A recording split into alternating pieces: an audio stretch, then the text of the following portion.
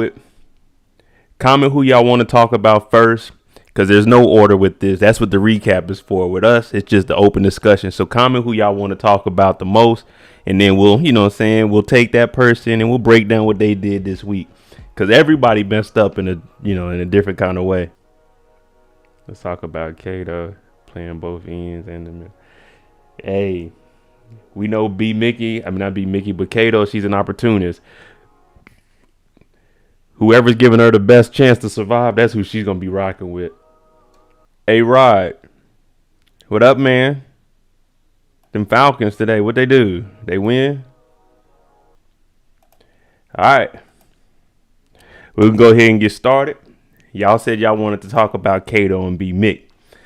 Well, we know Kato's in deep. She's over her head, especially with the kidnapping and Lamar trying to show up. It ain't nothing she can really do about that. But right now, she's got our boy B Mick under a spell. When she threw it on him, there's no coming back for that. A young man getting an attractive woman, especially one that you work with, and she ain't really, she wasn't really feeling you at first. She didn't want to mix pleasure with business. B Mickey then got caught up.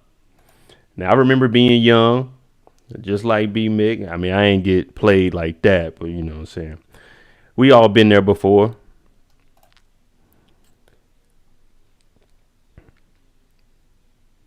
But like Donnell pointed out, when Kato and B Mickey, when she first stayed over there, remember at first she didn't want to do nothing. They were just watching the stash. Then she was saying, I'll keep you company. I'm drinking. Then Lamar put that pistol in her mouth. She ran back over there because she was scared to be at the house by herself. So B Mick, of course, he's catching feelings. He wants to know, what are they? And my first thing was, he needed to ask why he ain't never seen her house. 'Cause I made a joke about her house being junky, but he never seen her house. That is a red flag. She ain't letting you over at the house. That means she's probably dealing with somebody. Shoot, the dude might live there. Who knows what? But you got to always make sure you know where someone lives that you're dealing with.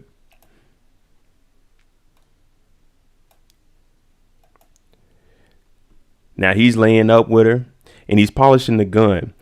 Now, outside of Kato and B Mick, I think that gun is the gun that actually killed J-Mo, and he didn't get rid of it because he said it's been through so much with him. So that means if it's been through so much, it had to be in at least 1 or 2 shootouts outside of J-Mo, because he pulled that pistol on Slick and was trying to kill him with that pistol. So this pistol is probably the one that J-Mo had. And you see, she was asking about it because when she was hiding, what did T ask? That ain't the pistol that you killed J-Mo with. So she's hearing all kinds of things anyway. So she's giving up information to Lamar. Now she knows that they bringing the bricks over. B Mick he's an easy lick. All she has to do is go over here, sleep with him, boom, leave the door unlocked. Lamar ain't even got to kick in or nothing. He can just open the door up and so Rod, the connection that Kato has with Lamar is Kato's father. They didn't go into too much detail, but Kato's father used to be in the streets with Lamar. So Lamar's kind of like that uncle figure, like, you my boy, so my kids, they know you. But in the streets, when it's like that, he probably told his kids, hey, don't be around Lamar one-on-one. I told y'all about a dude with a do-rag, no line, and the afro. Don't be one-on-one with him. Now, I don't think B Mickey shot T, because that would just be dumb, especially if he's trying to be up there with Meech. That would just eliminate him. But back to Kato, her relationship to Lamar. So she's kind of like the play nephew with Lamar. So that's why he said he was going to spare her last week when he put the gun in her mouth. He was like, if it wasn't for your dad, he would have killed her. And that's especially because the daughter got kidnapped, and he thinks that she was over at Kato's house, especially with the cartoons playing, and she was. But Lamar leaves a message at Kato's house when B Mick goes over there, and he looks around the house. He's like, dang, I see why you never invite me over here. The paint's chipped off the walls. Ain't nobody trying to hang out over here. It's stinking stuff. She got a bag of dirty clothes at the front door. But he's looking around being nosy because you got to be aware of your surroundings. And he sees this note here. Quit ducking. We need to talk. Me. So he didn't put Lamar on there, but we can just assume that this is Lamar. Meech, T, they come directly over and say what they need to say to her. So this has to be Lamar leaving a message because he doesn't want to get caught in case Meech and them do pop up.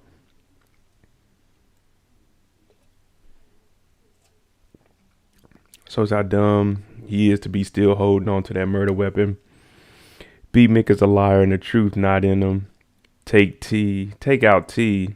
You the number one guy. Makes sense. Nah, but see, I do think that is the gun that they killed J-Mo with. B. Mick, I think he was telling the truth about his mom being sick. I honestly think he looks up to Meech as an older brother also, and that's why he felt left out.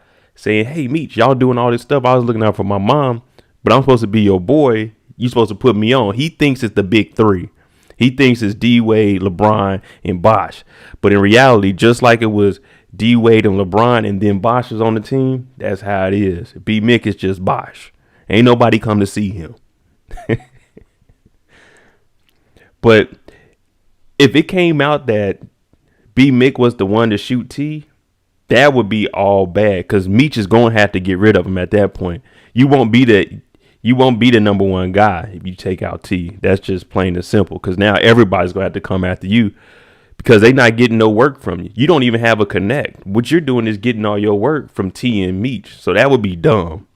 You can't just go out here in the streets. Pat ain't going to mess with you. The Tiny, he definitely ain't going to mess with you because he know you the worker. And the new plug that we got, I won't even call him the plug because he's just the gateway. So Meech is going to be selling to him. He's not the plug. Meech is his plug, but he needs some people that he can work with for the outskirts of Detroit. So B. Mick, him killing T would be just ignorant and wouldn't put him in any power positions. He might as well go run with Lamar if he does something like that.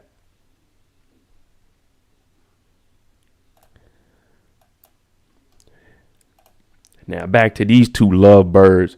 She's got B. Mick tied all the way up right now. He's over here. She knows all the ins and outs of the operation. She knows he got 3 bricks on him. Well, at this point, everybody's getting some work now. But when they get in the car and he's going off about the note, this is another dumb move by B. Mick. He's talking about, yeah, who's this letter from? Man, you messing with another guy? She told him, no, I'm not messing around. It's just my ex. He says I owe him some money. Let me tell y'all something. The game that they're playing is the streets. You got to keep that still on you. If you owe anybody money, hey, they coming to kill. So just a fair warning for anybody out there, girls messing with the dope boys. He talking about, yeah, I will do some money. Stay away from somebody that owes somebody money that's playing with them things. Because you were putting yourself in a situation. And let's be real. B. Mick, he got a body on him that we know, J-Mo. But we ain't seen him in no shootout. We ain't seen him go toe-to-toe with Lamar. So for her to have a dude that could potentially pop up on you and she's chilling at the house, that's a no-no. But she's talking about, yeah, I'm going to ride with you till the end. So I don't know if she's buttering B. Mick up to try to convince him we need to go at Lamar and try to make something shake. Or if she's really feeling him because she's trying to hide her feelings even though he's showing his. What y'all think about that? Because I don't know. I really don't trust Kato. But B. Mick, he's just falling for it, man. She put that thing on him. He ain't never been the same. In real life, they never found out who did it. So maybe they'll stick to it and have us all wonder. Yeah, I don't think they're going to expose who did it. Because I mentioned, I think it was episode 4. Meech and T, they aren't really... If they have to kill, they will. But they're not just going to go out and kill. That's why Lamar called the bluff. You remember he got on the phone with Meech last week and told him you could do whatever you want to that girl because he knew Meech wasn't really about that life. Now, if it was Slick that pulled up on him, yeah, he would probably kill Slick, but he's not going to do nothing to no kid. Are they supposed to be a couple now or just smashing? I'm confused. So why all the feelings? Well, they aren't officially a couple, but they're the quote unquote ride or die, the fake Bonnie and Clyde. Because in this part right here where I took the screenshot of, he was saying you need somebody to trust in the game. So for her, she's saying, yeah, I trust you. You know, I'm going to ride with you. But I don't believe her.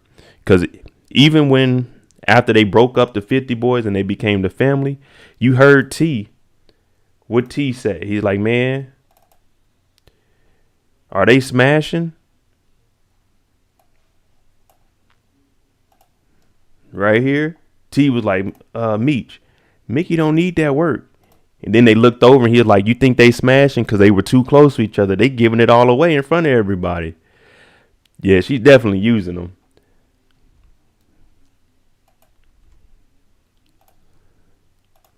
But these two, man, they gonna tear the organization down from the inside. And not only that, neither one of them know what they doing. We seen Kato from the beginning of the series. We the 50 boys. She's out here selling 20s and 10s. Like, come on. Then when we brought the kid over for the kidnapping, what'd she do?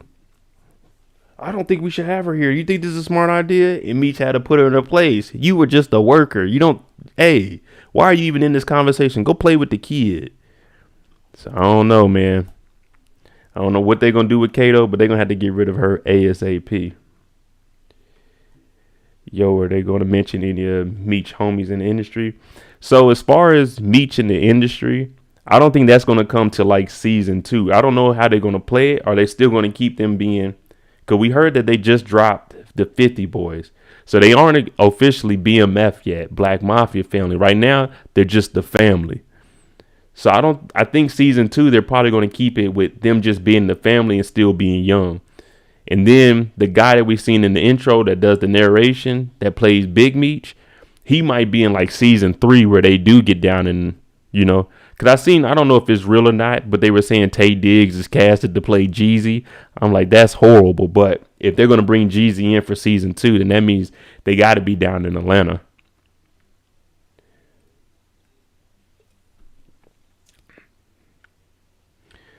And Mark left her jacket on the couch and they wore it in that meeting.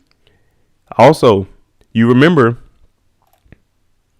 where is it at? When T came over with them things, he seen her jacket because it had the little cowboy things, the little ruffles off of the jacket. So T seen it. So I don't know, man. T starting to put things together. He asked at the end of the episode, hey, you think they messing around? Because they were close. And you remember in the beginning, Kato, she was there, but she wasn't really close to anybody. She would come to the meetings that we had in front of the rec. You know, we sitting outside where we had to go get old lady off the block with Detective Bryant.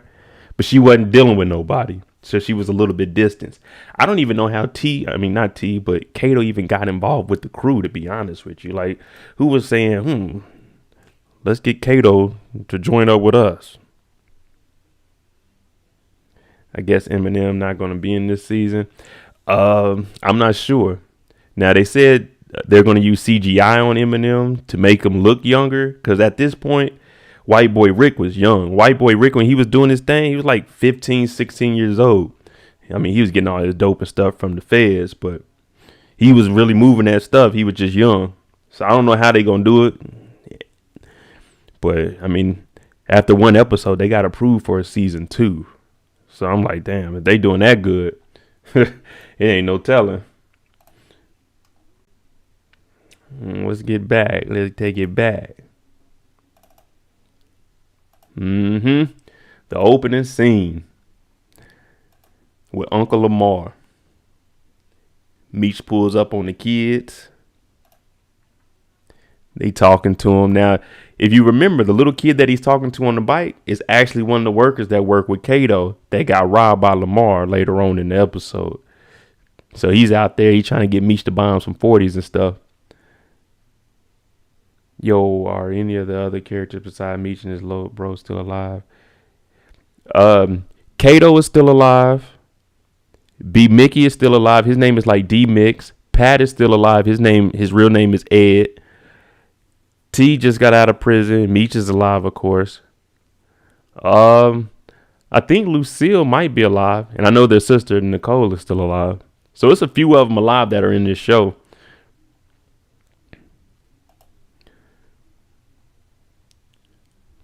But we had this first shootout. And I was pointing out last week how Lamar looks just like Omar from The Wire. He pulled up, sawed off shotgun, trench coat. This boy wear that do-rag with that afro up under it. But He pulls up on Meech, and Meech is just trying to help the kids get something to drink. You know what I'm saying? Meech, can we get a 40? He's like, I can get y'all some pop. If you ain't from the Midwest, you probably call it soda. We call it pop. But when he goes in there, crazy man Lamar, he ain't worried about nothing. He pulls up with a shotgun. Now, the first mistake he made with this damn shotgun, he's too far. This shotgun, unless he got slug rounds in it, hey, shout out to that donation. Thanks, Rod. This shotgun, unless he got some slugs in there, he needs to get up closer, because he would have hit Meech. He probably could have took those, especially with that little fur coat he had on.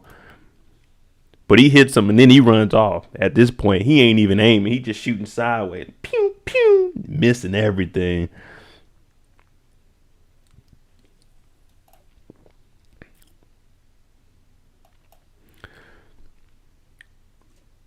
Yo, Kato would be the reason the family fall. Hey, they say behind every good man is a good woman.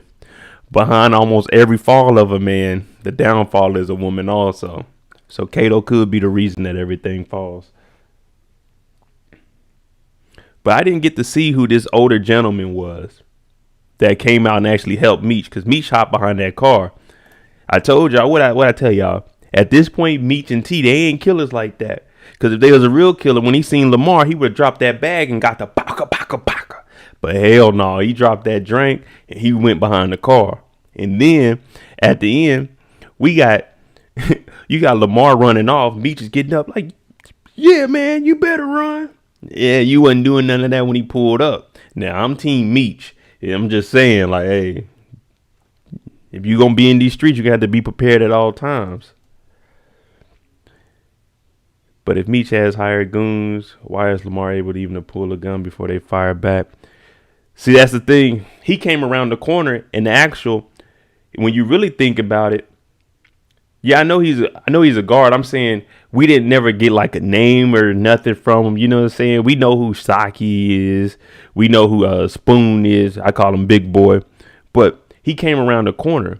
Now the little kid that was on the bicycle seen him, and he ain't even alert Meech. You talking about Meech, you want me to buy you a 40? You ain't even giving shout outs. You supposed to say, shit, Lamar's coming. Lamar's coming. You know what I'm saying? Like when they would be like, oh shit, Omar. That's what you got to do. You got to let them know. And if these little kids want to be in the games, they got to be some real hitters. They got to have something on them. What up, Sharice? Everybody say shout out to Sharice. It's my older sister. She don't know nothing about the show. She don't know nothing about my street life past either.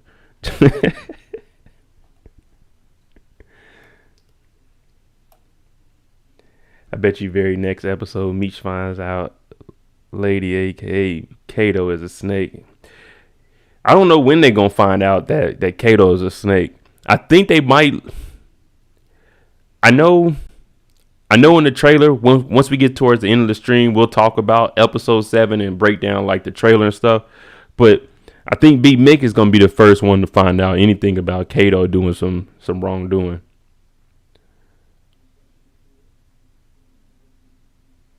Yeah, Kendall, they're not going to show any killings by any of them. Hey, Donnell, he may have shot the kid, but the kid is a foot soldier. Your job is to protect Meech, the money. You want to be out here on the corner making money, you got to protect the person that's giving you money. And if he gets shot off that bike and survives, you a made man. Now, you might not be able to walk. You might be in a wheelchair, but you a made man. Meech is going to look out for you because you let him know that a hitter was out there. So, hey, in the streets, you win from losing.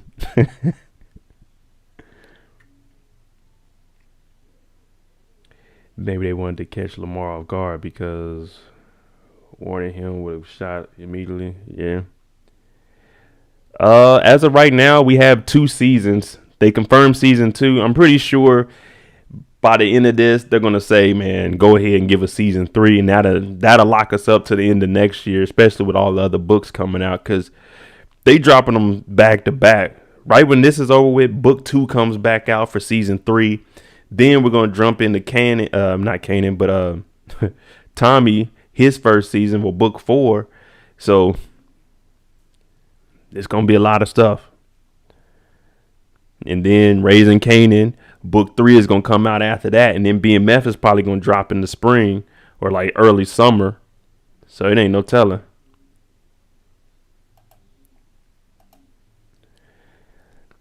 I mean, you say the kid wasn't working then. We don't know the time frame. I mean, he knows who Meech is, and he know that Meech is breaking people off. So yeah, they could do 5 or 6 seasons easily. But do we really want it to be drawn out that long? I mean, we seen how Power was once it got to like season 5 and 6. We were saying, all right, it's a good show, but it's just going on. The first 3 seasons are what 3 to 4 seasons is what gonna draw you in.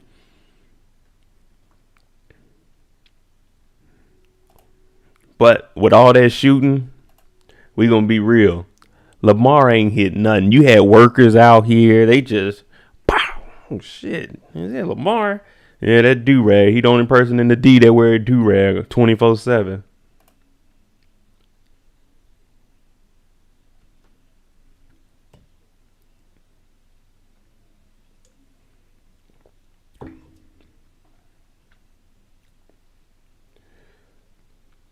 I'm mad we gotta wait 2 weeks for the NEPCA. Yeah, they do that because what they want to do is drop it. They want everything to play out so it'll start lining up with like the holidays and stuff. Because they're gonna take a holiday break for season. I'm not season. Yeah, season 2 or book 2. When Christmas come, they always do that because they know that people gonna be traveling. Sundays are travel days. They're not gonna get their views, and it's just the way the market is. So the real Lamar, he survived. He wasn't gone in any of this. And y'all mentioned that they're not going to show any killings or anything from Meech in T, especially not in this, even if they were true, or just because it'd be, what I'm saying, there's no statute of limitations on murder. So if Lamar does get got, it's gonna have to be by the cops or like B Mickey. Well, maybe not even be Mickey because D Mix is still alive. So it'll probably have to be like the cop locking them up, or 12th Street going ahead and get at them, or the new plug, because we do got a new plug coming in. Yeah, I'm gonna start bringing people on. Like I said, this is only the 3rd week of streaming. I'm still trying to learn how to do this, and I got to get everything set up. But I definitely want to be able to bring you guys on because I'm just reading off the comments, and then we'll talk about it. I mean, I have a few things I want to talk about, but it's more of seeing what you guys think. Yeah, 50 did his thing, man. He might as well call me up and let me, what I'm saying, get in on that.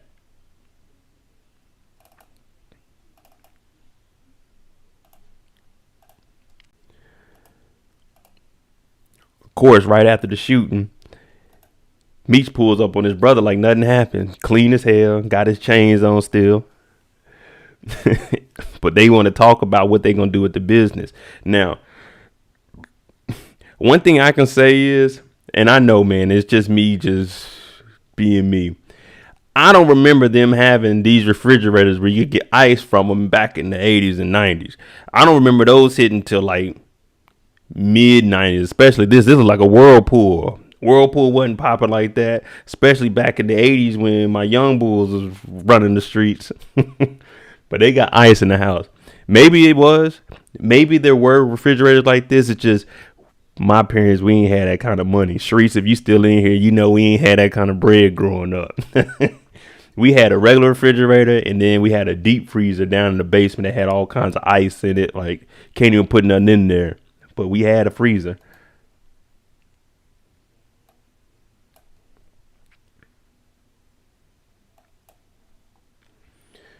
Hey, if y'all can do me a favor, hit those likes. Let's try to get it up to 20 likes. Or 25. At least that'd just be half of the 50.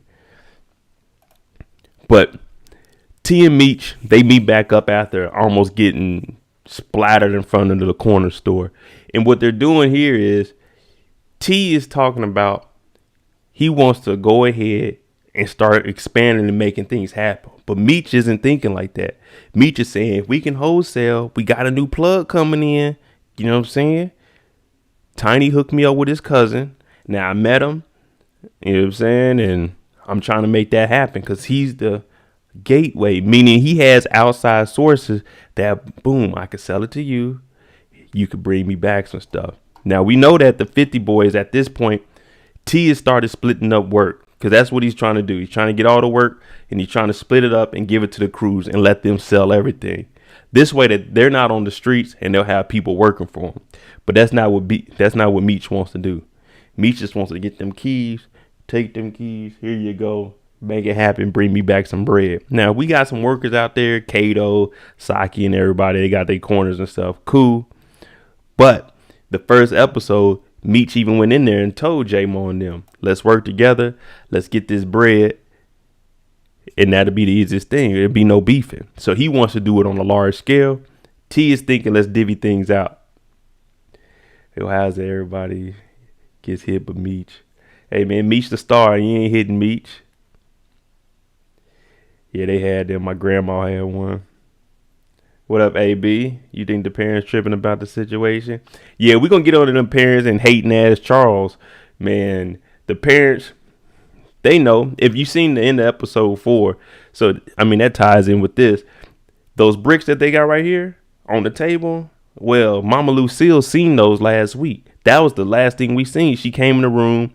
They in there in their mama house. I'm talking about, come on now. They teenagers. They not 10 and 11. They in the room talking about, yeah, man, we got these keys, man. We got these bricks, man. You know what I'm saying? Man, we got some bodies. We didn't do the murders, but, man, there's some bodies. They in their mama's house. Mind you, these kids, they said they making $20,000 to $30,000 a day. They in the house talking about bodies and stuff. Lucille comes in and she's just very hurt. Like, dang, T, you lied to me in my face. You told me you weren't in the game. Meanwhile, T is one of the masterminds behind this. T setting up appointments. T has his own plug. T got Big L. I'm talking about this plug supposed to be bigger than anybody they already had. Definitely bigger than Pat. Pat fell off 5-10 years ago. He been keeping them up under in debt so much. Yeah. But yeah, Lucille knows about this.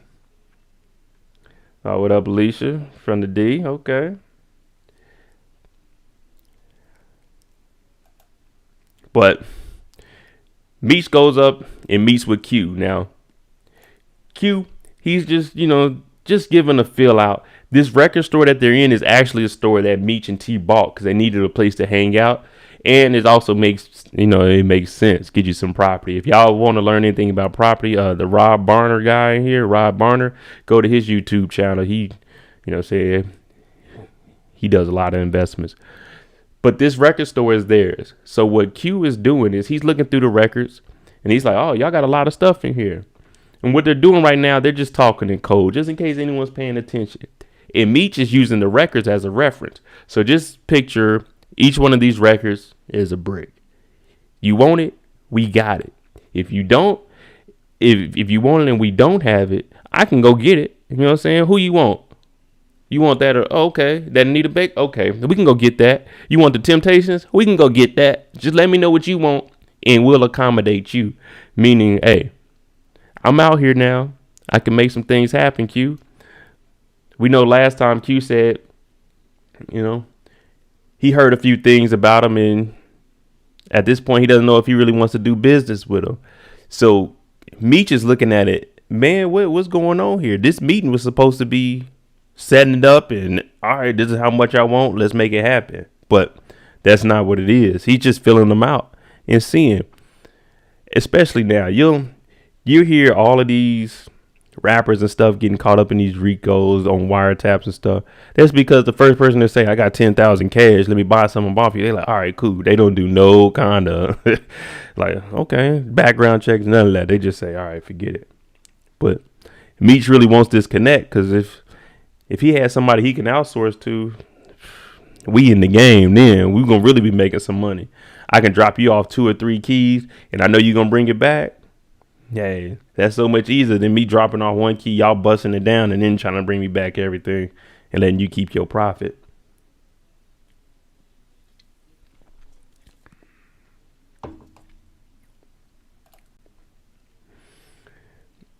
I'm sorry, ain't no way in hell you can have them keys in your mama house, in your black mama house. Nah, you can't have those in there. Big amateurs. Well, Pat's kind of, he ain't here, to be honest with you. We seen him try to bribe Detective Bryant last week with some money. basically telling him to watch out for Meech if there's anything coming in. Because Pat, he's not getting that work no more. His right hand man is Rock. Pat killed Rock for setting Meech up with a new plug. Now, he didn't kill Meech because he said that's a part of the game. You got to go on. But when Meech came with that money to buy straight out, that's when he turned his back and told Meech, get out of here before I do something to you. So you can say it's jealousy because the young boys, when the students become the teacher, there ain't nothing you can do. You can't teach them no more. They done learned everything they could from you. Well, we going to see how this new plug plays out, though, because Q, he's one of the smarter ones. Now, he does mention that they're younger, so we got Meech and them, they're late teens, T's in high school still, so like a junior, senior. That means Meech probably like 19, 20. I think this plug, Q, he might be, if anything, I say no older than like 28, maybe 30 years old. I don't have him that much. Maybe like 10 years older than them. He's under Pat, though. Because, Pat, they got him probably about 50 years, 45, 50 on the show. So I put Q probably at about 30 years old. Do you think that perhaps Kato is really after Lamar to exact some type of revenge against some type of perceived ill committed against her father by Lamar? Oh, that's what everybody want to talk about, Kato's butt. Now, Kato, what I think is, before Lamar went to the mental hospital, she probably had a relationship with him because he doesn't just get out and then she's working for him. Because remember, he gets out and it's only like a week or two and he's already with her. So there had to be some kind of connection. Like he was looking out for her when her dad was, we don't know what happened to her dad, but he was probably looking out for her before he went to jail. And he probably had some people looking out for her on the outside. I don't know. But right now, I think what she's doing is she was using that to get by. And now she's figuring it's probably better that I don't rock with Lamar and get with the 50 boys. What's up, Savannah?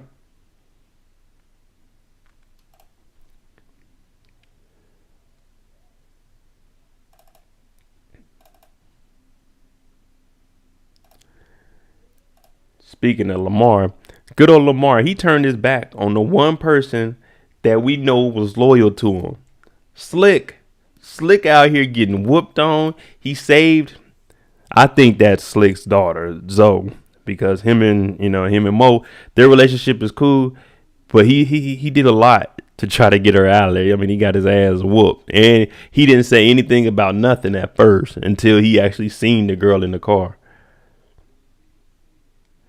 Nah, we don't know who Zoe's dad is. That's why my theory is it's Slick. I don't know. When they were outside and Lamar was talking to Mo, he came back. Hey, Mo's everything good? You know what I'm saying? So I don't know. This could be it. Plus, shoot.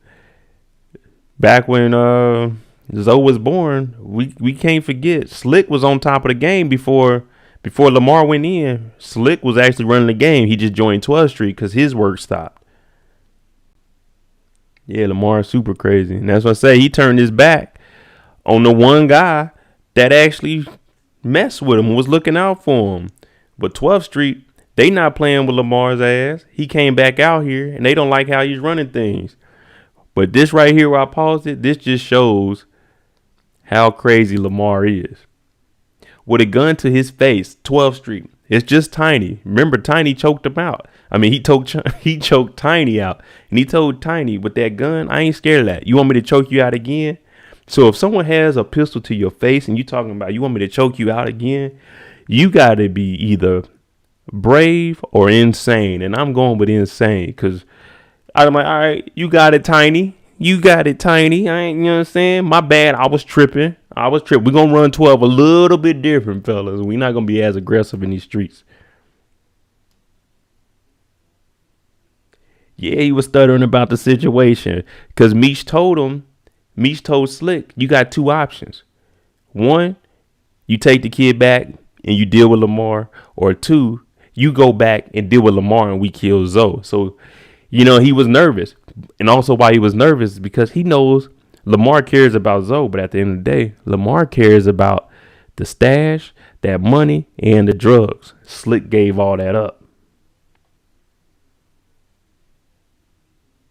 Yeah, that's what I'm saying. Meech is too young to be Zoe's dad. That just isn't even feasible. Mo didn't even know where he lived at because he was living with his parents at that time. You remember, Meech just got kicked out the house this season, and it's still the same school year. So that means Meech, back when he was messing with her, he was in like 10th, 11th grade, maybe.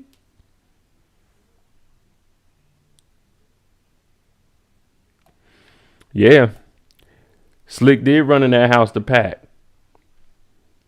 He ran in that house to pack because he seen this, how crazy Lamar was, and 12 turned their back on him.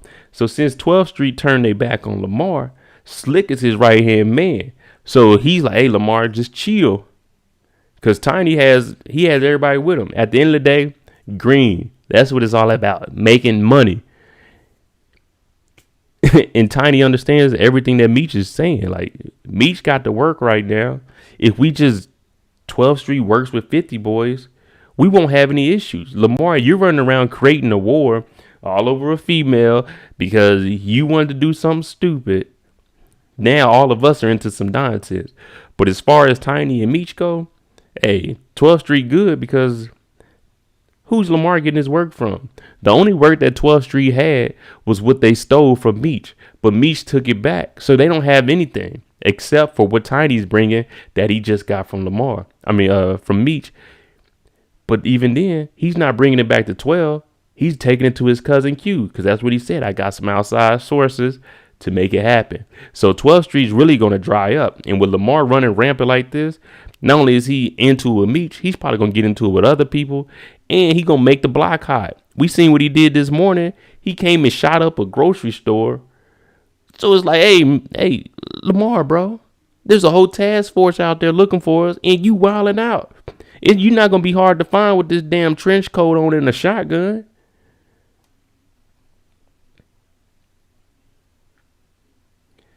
Yeah, that's why I asked, is Lamar too deep? Is he too far gone to do anything like as far as squashing it? After shooting at Meech this morning, nah, it ain't no way around it. It ain't no coming back. I love me some crooked ass Tiny. He reminds me of a serious Detroit G, and I'm from Detroit, River Rouge, and Ace Grove. Oh, E-Core, okay.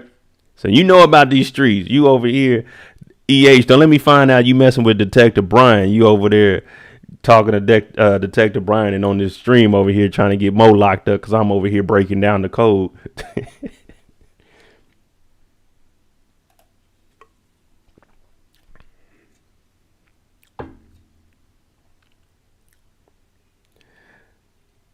Hey, facts. Lamar has no way. Look at that do-rag. He got that do-rag. It don't matter if it's 7 in the morning, 10 at night. We just had lunch. He got to go take a shower. Do-rag is on, except for when he gets in the bed. The only time he's supposed to wear a do-rag, like when he goes to sleep, he don't wear a do-rag. He in the bed with Mo, no do-rag on. He get up, he put a do-rag on. Now, we can't forget about Detective Brian since I was joking around about him. He comes to talk to Lamar. We know he's trying to remove himself from the game. He actually, at this point, Detective Brian, he has a body on his hands. J-Mo, that murder, he's tied into it. If they do a DNA, like I said, DNA back then, it wasn't that big, especially probably not in Detroit, because I know LA and Miami, they were the first ones when they used forensics to use DNA samples to start locking people up. And then like New York followed, and then the smaller cities did. But he found that diamond earring in the back seat. And I was saying what they need to do is set Lamar up. Put the earring on him, arrest him or something. But Detective Brian is telling him, hey, man, you running around these streets, you get it, you know what I'm saying? You're getting into things and there's a lot of words coming out. And Lamar, he's trying to downplay it all. He's like, hey, man, I don't even do that. I'm a changed man. I went to the mental home and I came back. I'm different now. But we all know he's lying. We haven't seen one episode where Lamar was doing something rational. Everything he did is just, then what the hell is wrong with Lamar?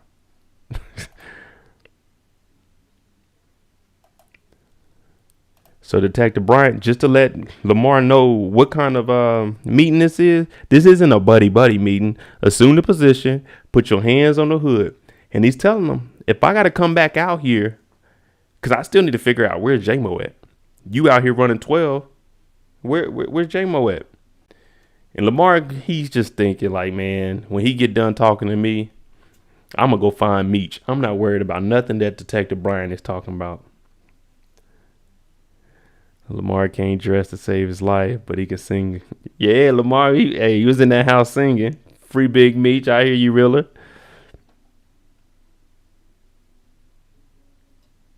Detective Brian is in too deep. To survive, he is now done. Yeah, so the best thing that he can do, because when we get into the trailer for episode 7, we're going to talk about Detective Bryant. But Detective Lopez, his own partner, is watching him. So I wouldn't be surprised if after he's seen him with Meech, he's, okay, let me follow him a little bit more. Now, they didn't show him or anything in this episode, but like I said, I wouldn't be surprised if he's seen him. Hey, what was you out there talking to Lamar about? That's why he has to make it seem like he's there doing a little shakedown and makes him assume the position, just in case anybody sees him.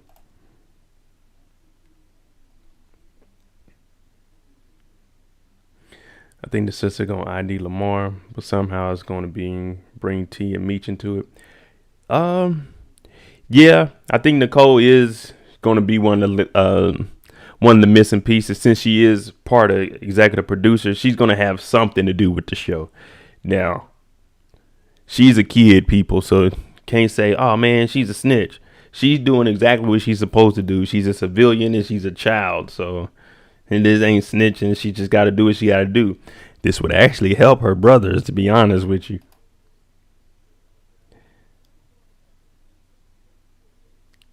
That should have been in the episode. Why do they keep calling J-Mo a missing person when they found his body? They keep saying it MIA. I think the reason they're doing that, they're just trying to, weed out the character. So it's just like a little tactic. Hey, J-Mo's a missing person. Pretty much putting that pressure on him. Like, let me know something before we find the body. Because if we find the body, we're going to tie things on to you. So that's just all that is. It's more of a scare tactic than, because most of the streets, they know that the police found the body. So if it's just, hey, if you let me know what you have on this, any details before we find that body, when we bring you in, you cooperated with us. It's not going to be as bad. Like, hey, he tried to help us. We're not going to give him 25 to life. We just going to give his ass 40 with a chance of parole after 35. That's all that is. Terry might have one good eye, but he can see through a lot of BS. That is true. That is true. Let me see what else we got here. Since we on Lamar and his boy Slick, y'all talking about he can sing a tune. Now, earlier in the episode, when Slick was talking to Lamar, he's saying, yeah, man, this is what we need to do.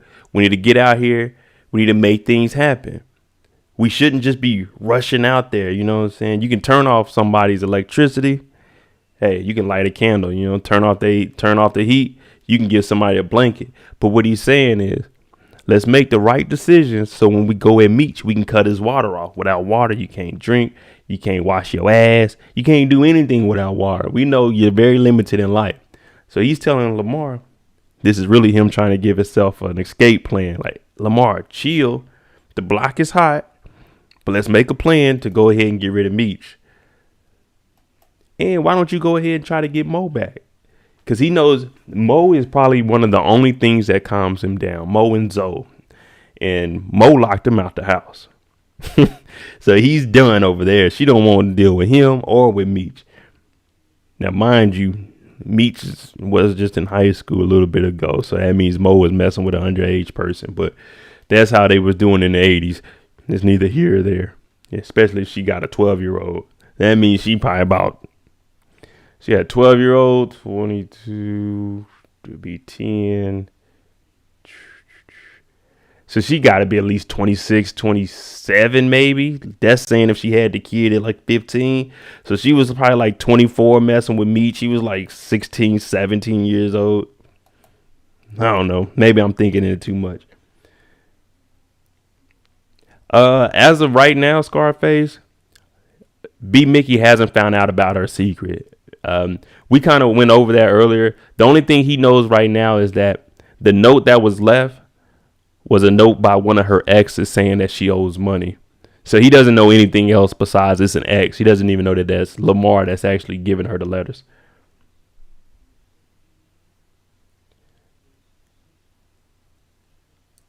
Yeah, Lamar's probably going to go to jail. I think unless they can have a random person, one of the 12th Street guys, get rid of him, Lamar's going to have to go to jail because Meech and T aren't going to kill anybody on these shows. They're just not, because that will open up a big investigation in real life on, hey, there was this one murder that was similar to that. So, nah, Meech and T aren't going to kill anybody. It'd have to be an outside person.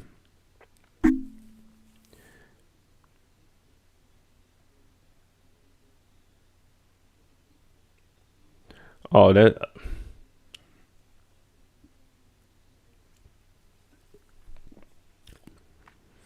Oh, yeah. You better believe kept that necklace. That thing was diamond studded. I'm talking about iced out.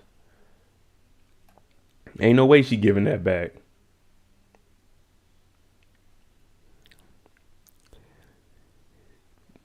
But back to Slick and Lamar. We know he went to tell Lamar, hey, try to get Mo back. Go over there. Unfortunately, that didn't work. So y'all talking about Lamar can sing, he can't dress. Lamar came back to the house. He's singing. Slick's in the room packing up his stuff because he told Lamar to get on out of here. So to give him a chance to get out, run away from the house. He gets to the house. He's sneaking around and stuff. He talking about, let me pack my bag up. You hear Lamar in the living room. Man, what? Who was that? That sound like the Temptations. Well, it's Lamar up there, and he's over here playing the little arcade system they have, and he looks at Slick, and he says, yeah, Slick, you know what? Mo turned my water off. Yeah, we know that. We know that, Lamar. We know Mo wasn't going to let you back in. I was trying to get you out the house so I could pack my stuff up and leave.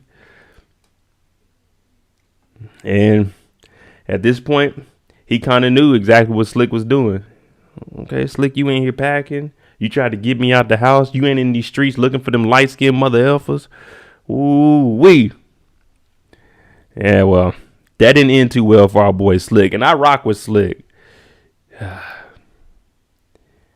Lamar, hey, there's no controlling Lamar now. He shot at Meech. He didn't get him. Meech kidnapped his daughter. It ain't his real daughter, but he kidnapped his daughter. Messed up his relationship with his girl. Slick ain't doing nothing for him. Slick then gave up the stash. What does he have to lose? Nothing. So getting rid of an acquaintance, I wouldn't even say a friendship. He go ahead and stab up our boy, man. He stabs up Slick. I didn't think that this was going to happen like this. Maybe whoop on him a little bit, but I didn't think he would kill Slick like that. No. That's the messed up part. Slick was the only person on the whole show that was rocking Lamar. Right or wrong, he was going to be there with Lamar. He stabs him up. He tries to get in the hallway and get out of there. I don't know what he was doing. As soon as I heard Lamar in the house, we seen him grab his gun, but he put his gun in his pants. I would have had that thing on the side of me when I came out there to talk to Lamar, or behind my back, just in case. Just in case. Yeah, this was a soft kidnapping too by Lamar. Because when he stabbed Slick, he drugged Slick into another room. That is kidnapping. Moving someone into another room is a kidnapping. But he stabbed Slick up. And I would have had that thing on me because you already can't trust Lamar. So this was just bad on Slick. Who said it? Blatant truth. Slick should have been slicker than that. You know Lamar is wilding out, and you knew Mo wasn't going to take him back. You sent him over there. When he went over to the house, you remember she opened up the door. She had the cage on the cage, and Lamar was trying to grab her. He yanking through and stuff like you see the gorillas on TV. Not calling him a man, a monkey or nothing. I'm just saying how they grabbing through the cages. You know what I'm saying? She's like, fuck you, Lamar. It's like, damn, he going out bad. Hey Ralph, I don't know why. I don't know why he didn't shoot him. I would have did that when Lamar was at the man. When he was playing that game, I would have came out with my boy. Pow, pow. He wouldn't have been able to say anything to me because I already can't trust Lamar. Now I'm telling Meech, and I'm going back and telling Tiny, hey, let's make it happen. We ain't got to worry about Lamar. We ain't got that problem no more. But, you know, he got shot in his leg, so he ain't thinking right. He wouldn't have been able to move anyway. Lamar would have given them hands one-on-one.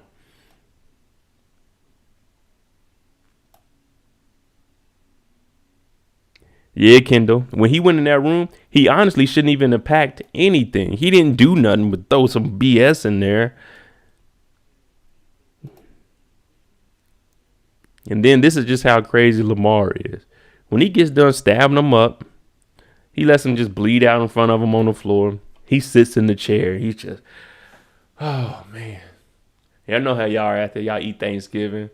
You just sit down and you start thinking, I don't feel like moving. Let me make sure my phone charged up. Give me a good seat, especially when the whole family's over. You want to get in a spot where you can watch the TV and you ain't got to move. You know, when they turn off the lights and y'all watching y'all movie as a family, you might doze off a little bit, but you got the recliner. You ain't one of the people that got to sit on the floor. Lamar is just too relaxed in here. Like, I had to do it. I ain't want to do it, but I had to do it.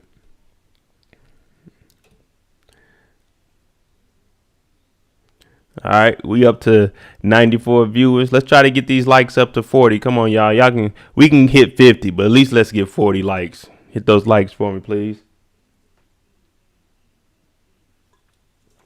Get some more people in here.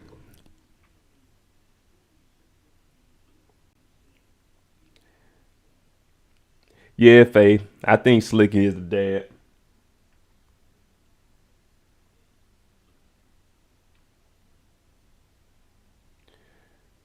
White tees like he going to the franchise boy. Hey, facts. He was in there.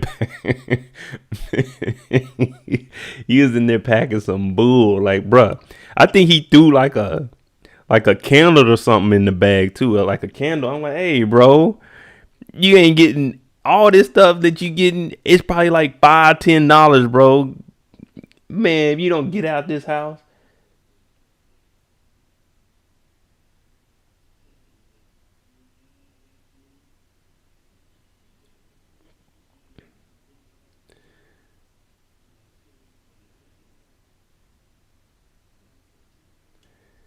He packing up everything you can get from the travel session at Walmart. Like, let me get my toothpaste. Okay. Oh, Lamar has an extra do-rag. Man, get out this house. You done got stabbed up and it ain't no getting out now. The only place you going is 6 feet deep. They gonna bury you right next to JMO and say, here lies two of the realest from 12th Street. And after that, ain't no one about to come to y'all gravesite or nothing. No one's gonna come visit y'all. They only glorify y'all if y'all was a rapper. And even then, don't nobody show no love.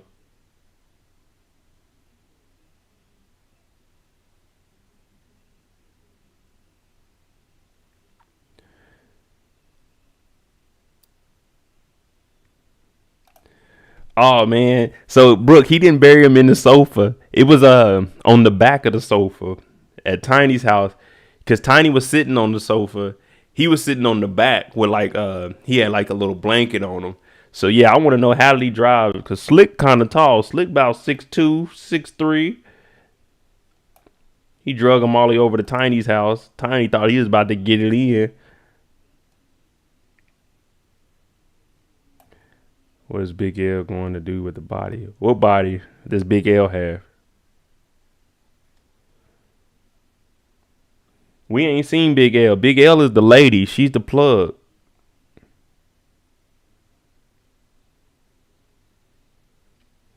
So, speaking of the preacher, I still want to do a who is Pastor Swift. It's just they haven't gave us enough enough information on him to even figure out like who he is and what he exactly is he doing.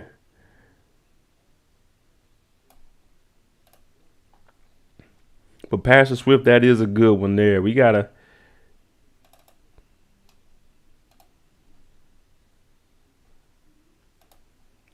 Pastor Swift is a crooked guy. And we went over it. Is he messing with Lucille? Is that why Charles doesn't really like him? Now he's accepting money from Tiny. Tiny's got some work and stuff that they store inside in the house of the Lord. So there is a song by a great poet named Future, God blessing all the trap. But they got money in here, and Pastor Swift is like, we got a big congregation. You got to make sure you bless all of us.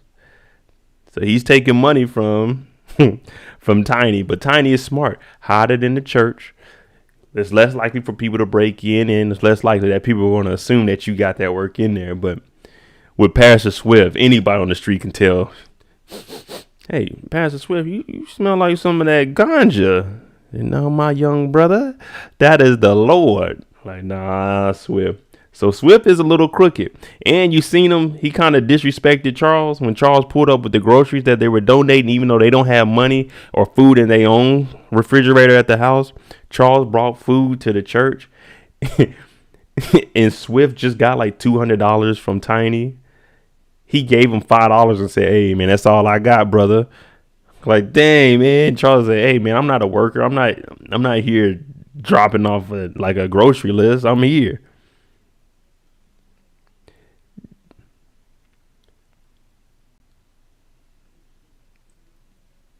Don't nobody like Snoop as the pastor. He a cool pastor though. He's just chilling. I guarantee you go to his church on Sunday, Pastor Swift gonna get you in and out. Cause Pastor Swift, shoot, he want to get home and watch the Detroit Lions play, even though they wasn't good. He want to go watch the Lions play on the Sunday. He ain't trying to hold y'all all day, especially back then. Go home, watch the Pistons, the bad boy Pistons.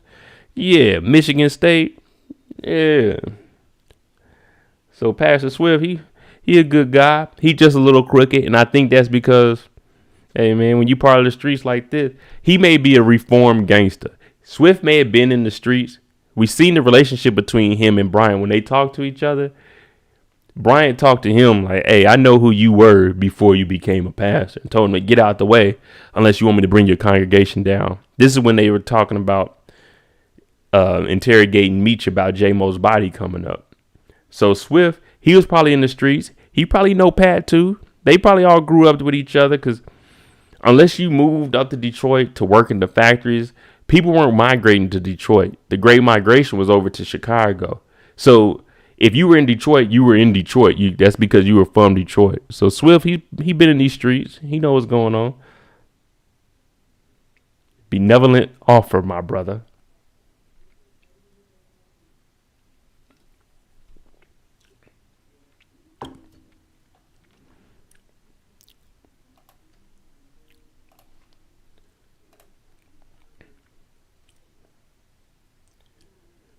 And speaking of Charles and the family,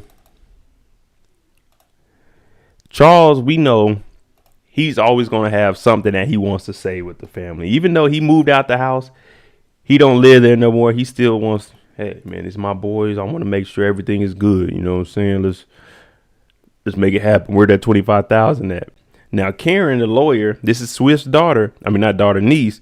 And this is another reason why he don't like Swift. He said, man, this damn con artist. Because she told them clearly, hey, the hospital is offering $25,000 cash.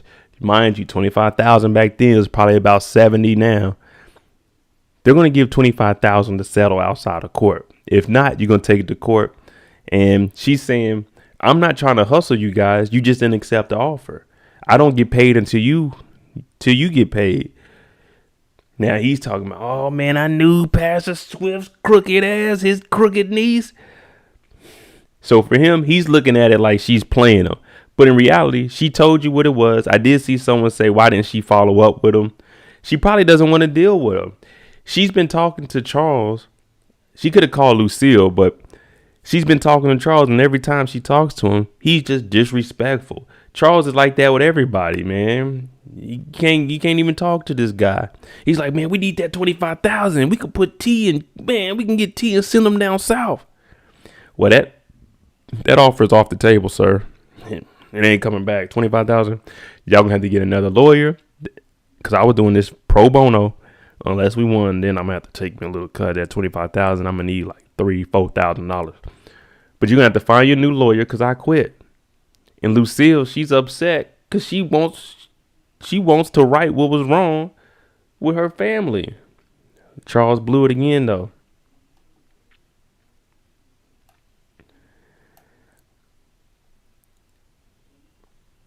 No, I think Swift messed around with Lucille before she got with Charles. That may be where the awkwardness is between them two. Because Charles really doesn't like Swift no matter what he does. He's just always on his case. What about Nicole being hard-headed and not listening to Meech? She probably going to blame herself for what happened to Darius. Yeah, I mean, she is a kid, so I really can't hold too much against her, but that is on her. They told her we got security for a reason. If we giving you security should have actually been closer. So that's why I say she's a kid, but security was like a block away smoking a cigarette. Like, bruh, Lamar is on the loose. You need to be ready at all times.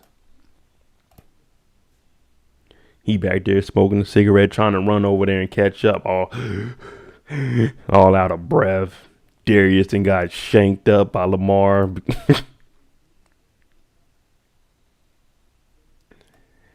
Yeah, Terry. I like Terry.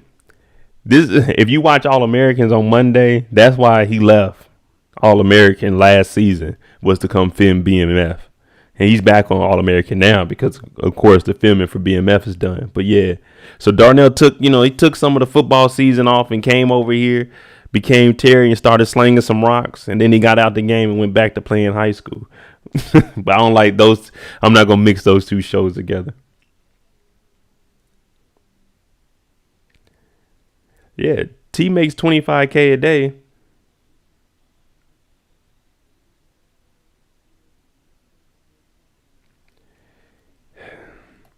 Good old Darius. He came over, and you know Darius is a good kid because he listened to his father talking about, "Hey, Nicole, yeah, when I meet a girl, a kid of God, my dad said I need to treat you like one." She's like, "Is that your way of saying you want to be my boyfriend?" He like, yeah. He's about to get his first kiss too. But hating ass Terry came in talking about, "Hey, Darius, you a good kid, but get the fuck out of here."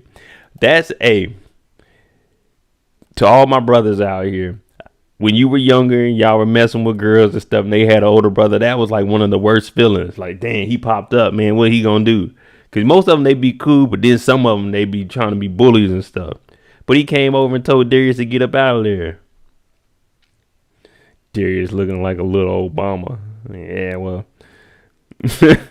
In the end, he didn't end up like Obama. He didn't get to be a president. He was like a dead president. Gone. Folded up on the ground. But, like I say, with Nikki being a kid, she's out walking with, her and Darius. He gets his first kiss too. But they want to shake security. Security is here for your protection. Meech on some real. Meech and T, after kidnapping Zoe, they should have known straight up. Do not leave your sister alone. That's you can't do that. If you kidnap Lamar's daughter, and it wasn't even his real daughter, he's definitely gonna try to come after your sister. He tried to come after T when T left the school. Nah, I think Darius is a DOA. Ain't no way you getting stabbed up like that. Oh, hey, Ray. Darius didn't get impeached. That dude, he got fired. He went to impeachment. It was successful. They had to remove him. They stripped him from all powers. When you go into any building, you know how they had a picture of the president or something. They ripped Darius's pictures down. He's done. He's canceled out. But like I said, I don't really blame the kids. They did run off, but at the end of the day, it was really up to Meech to make sure that his sister was straight. And security should have been picking her up and driving her to and from the house. That's really what they should have been doing. Darius being the gentleman, though, and I said this in the recap, no one ever mentions when a woman is, getting her drink spiked or something is happening to him, yeah, you're supposed to stand up for him. But in this case, no one ever mentions or says this guy was a good guy. Darius stepped up to prevent Nicole from getting kidnapped, and he gets killed over this. This happens a lot. You even see dudes stand up for a girl. She may be drunk, and they're like, hey, man, you got to chill. That dude gets his ass whooped. The girl successfully goes home just drunk with her friends. They get her back to her. This dude gets his ass whooped, and no one gives him any credit. It was just, oh, I was a victim. Someone spiked my drink. Ain't no one say thank you to the dude that got his ass whooped, or in this case, Darius, that was laid out on the street. And I told y'all, Lamar, he's on another level now. He stabbed his kid just like he did Slick. Then he went down. He was trying to grab the leg so he couldn't go get her. Then he kicked him, stabbed him some more. I'm like, damn. Oh, well, man. He went out like a G, though, man. I give credit to the kid, Darius. He, you know what I'm saying? Hopefully he's still alive. I just don't see it because when Nicole came back, she was hugging over him. And then there was an older lady like, oh, my God, someone called the cops. What are you doing? You ain't administering no CPR or nothing. Ain't checking no vitals. You go call the cops. So Darius is really just out there. And let's be real. Like, dang, man, it's all bad.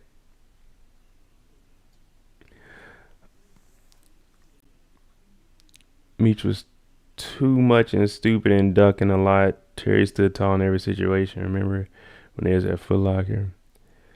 Yeah, Terry, for the most part, he does stand tall. Meech was into things. They just had two different personalities. We see T is more into school. Even this episode, when he went to go talk back to one of his teachers, he was at least trying to get into the college fair where he met with Western Michigan University's administration. He was just nervous, though. Yeah, Lamar has nothing to lose. Hey, Ray, chill. Captain Saving Nicole. Hey, you wildin' out, brother. Yeah, Lamar has nothing to lose, and we knew when he first got out, when he went into that bathroom with that thing at the little burger spot. I was like, yep, I can't hang around this guy Lamar at all. That won't be happening on my watch. I think Meech will. I mean, he really should pay for that funeral. I mean, all of this is on him. I think he will pay for it. But that's what we were saying with the little kid earlier. When he seen Lamar, he's supposed to shout out, there go Lamar. You know what I'm saying? If he got, he got. Meech would have took care of your family. But that's your job, man. When you one of these little corner boys, you got to remember you're expendable. Because every year someone turns 13. We can get us another lookout every single year. It's always going to be someone else there.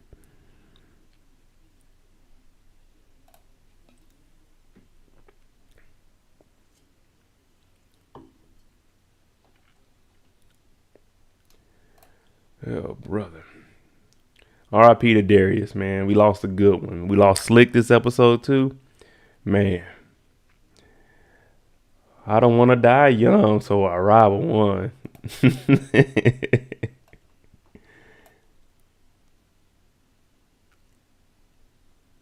Who is this one? Oh, no, you did there.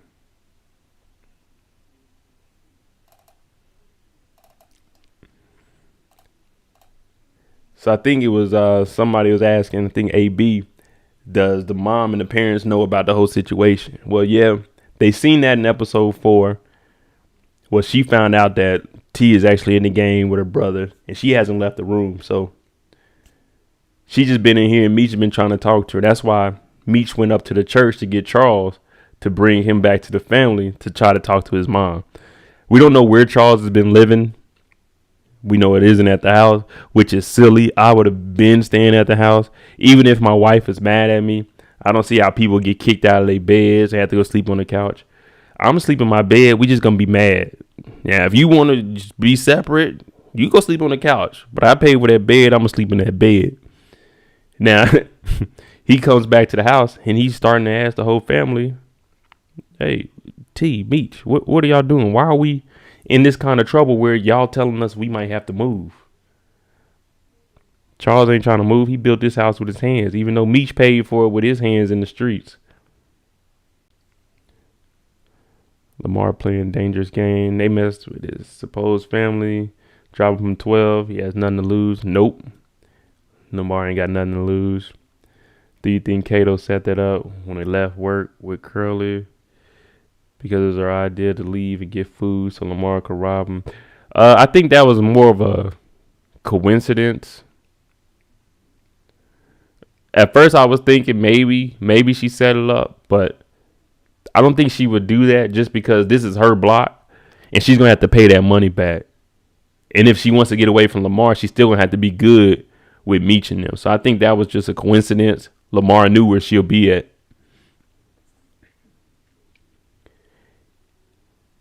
Kato, B, Mickey, and Lamar need to go before it get too far. And Terry got a good eye paying attention to Meech. Too blinded and need a third eye. Yeah. I mean, in real life, T and Meech, they end up going their separate ways. T comes out to California. We know Meech goes down to Atlanta. I just don't know when they separate or how they're going to do it in the show. They just have two different directions of what they want to do. T wants to be 50-50. T's girl keeps telling them, you need to make a better decision for us and our family and move away from your brother. But at the same time, neither one of them have the infrastructure or the workers or the soldiers to even start their own crew. They're going to need each other. And we see T can't even move work on the street. He had to bring it to B Mickey. Even though he doesn't want B Mickey to be even and part of the big three, he still takes his work over to B Mickey and gives his two to B Mickey, and Meech kept two. So T, he needs the crew right now until they can start getting some more money and he brings in his own plug. Yeah, until Big L starts fronting them, then he won't be able to do nothing without Meech. Not at this point. Not when they this low level.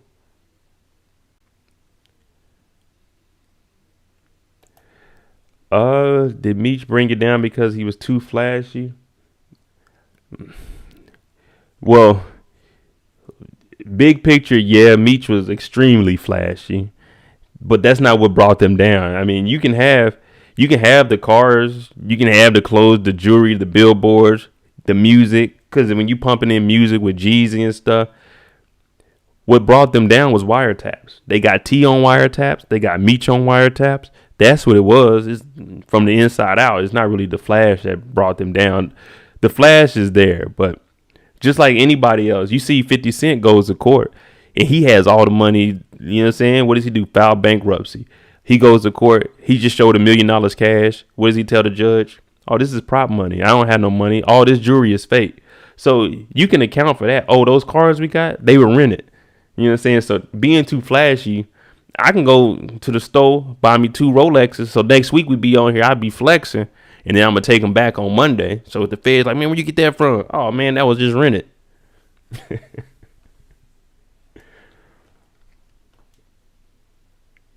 And Meech was flashy, though. Let's not get that wrong. If you watch any documentaries, he was extremely flashy.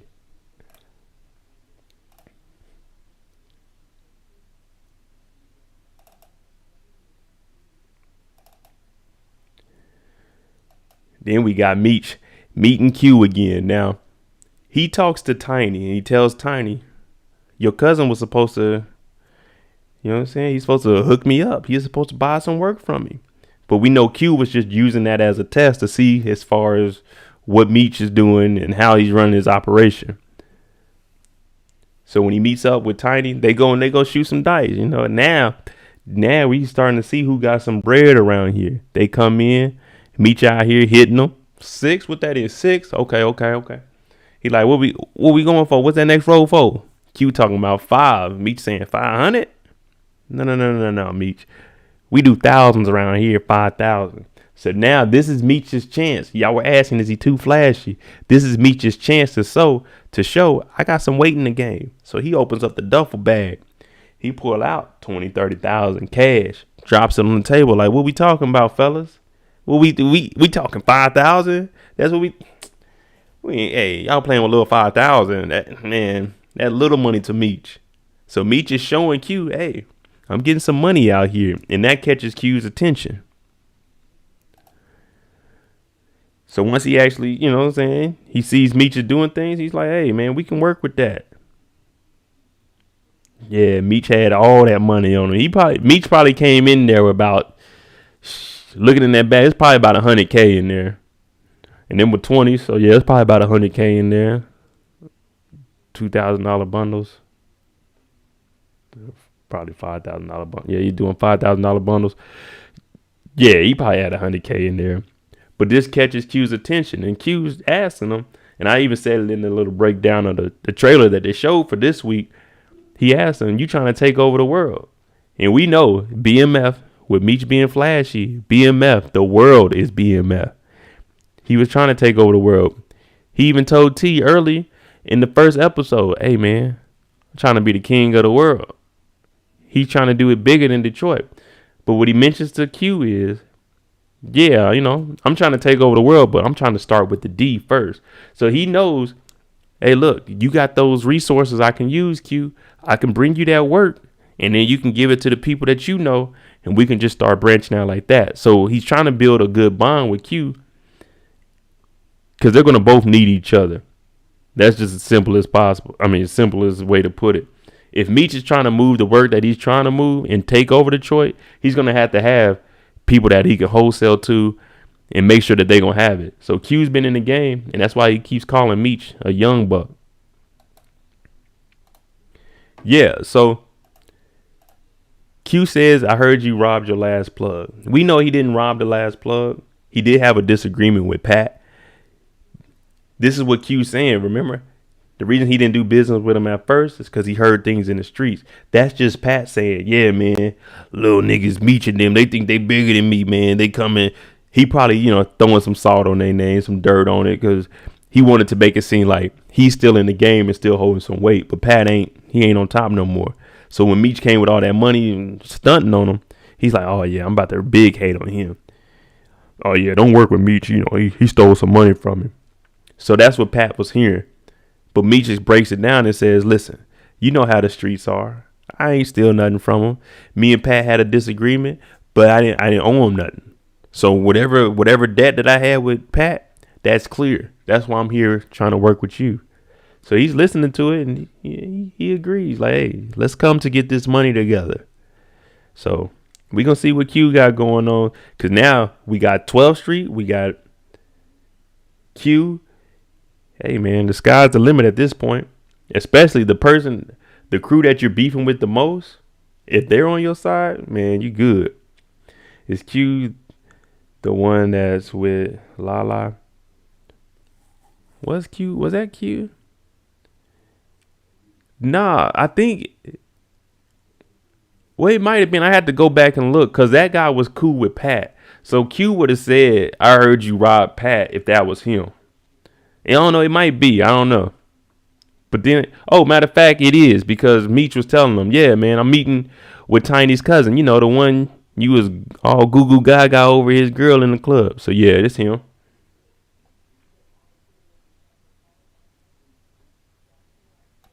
So Q's in the game, you know what I'm saying? So he was up there with Pat. That just shows you the level that he was on. So he's running whatever he got going on. He's running some things. Because if he's in there chilling with Pat, the only people at that point are people that are running it. You got some workers up under you. You got some skin in the game.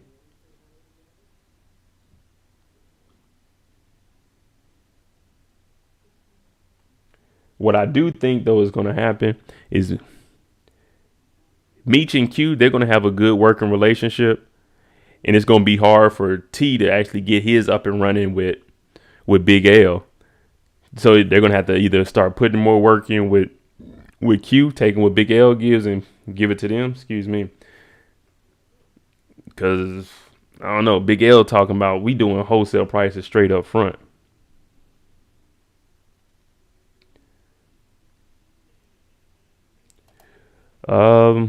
White Boy Rick, like I said, man, we spoke about him a little bit earlier. I don't know when he's going to come in. Maybe at the end of episode 8, he might come in at the end, and then we see him, and then he'll be in for season 2. I just don't understand where you could go from.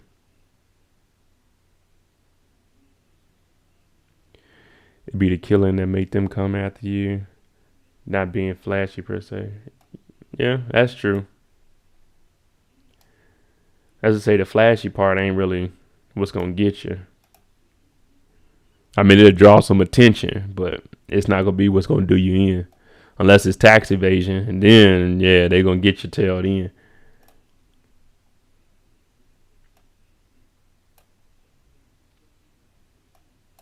Hey man, y'all leave Money May alone, man. He getting better out here in the streets.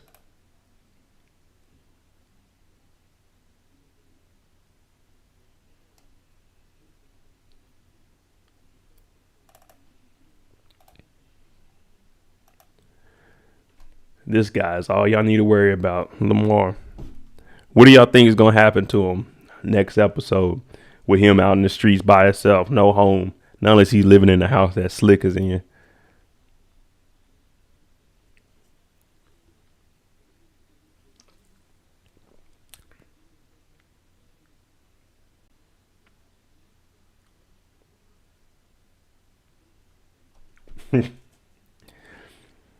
No, I don't think Charles is staying at the. Tiny's not staying at the church either. Tiny, he got work at the church, so he's leaving some bricks and stuff there. That's why he had to pay. He had to pay Pastor Swift and tell him, "Hey, if you're gonna keep that stuff here, then you got to pay your way."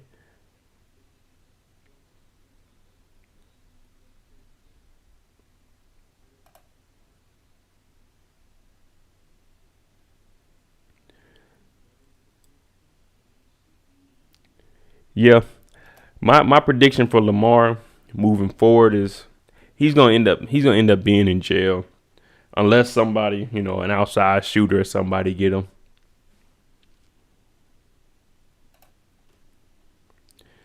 Did you hear how quick Kato was willing to tell Meech about her and B Mickey when she got caught up with that note? Yeah. So Kato in that note, that thing's gonna come back and bite her. I know that for sure.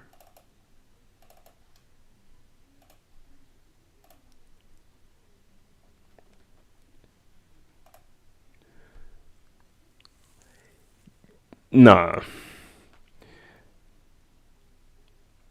Kenny, nah, I don't think Meech is gonna.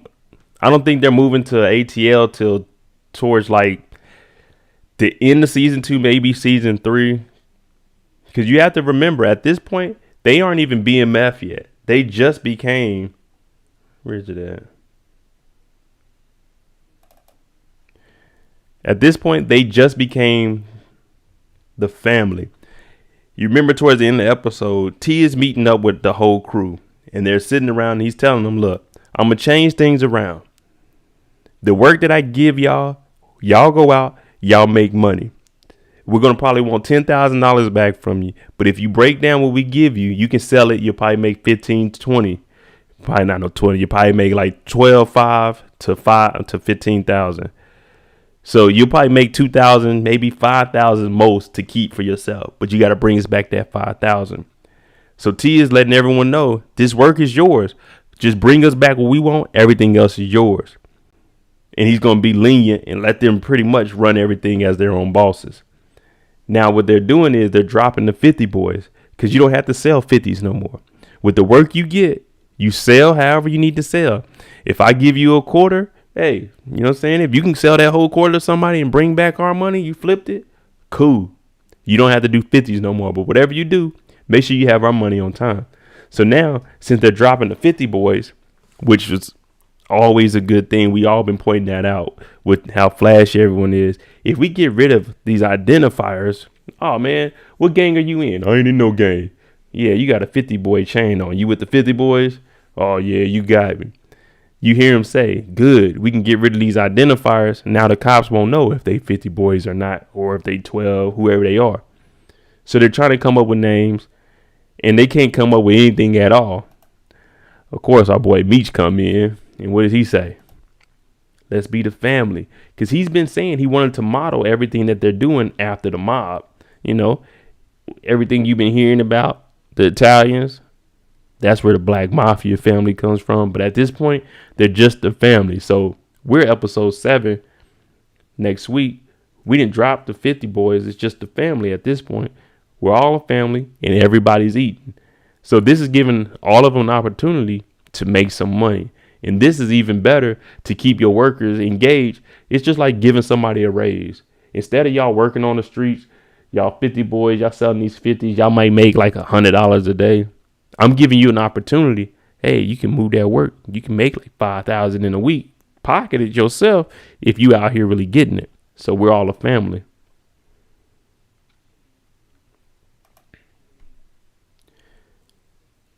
It was messed up. Had a pass. He got all the money and then he lied and gave Charles 5. Yeah. And Kendall, he's not going to be able to plead insanity again. Nah. Whatever they get him with now, you already did the insanity. And we put you in the mental hospital and it didn't do nothing for you. Yeah. You going to jail this time. And we're going to give you some real years. I'm talking football numbers. Whatever Lamar gets caught up for, it's probably going to be about 10, 15 years minimum for him. It's going to be a state charge. So he ain't going to have to do the 85%. You could probably get parole, but he going to sit down for a little bit if he gets arrested.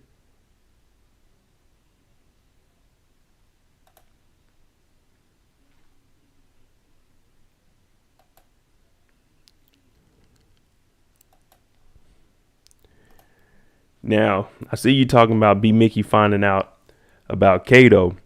B. Mickey still wants to be part of the big three. He thinks it's Meech, Terry, B. Mick. But in reality, it's Meech really wants it to be Meech, Terry, B. Mick.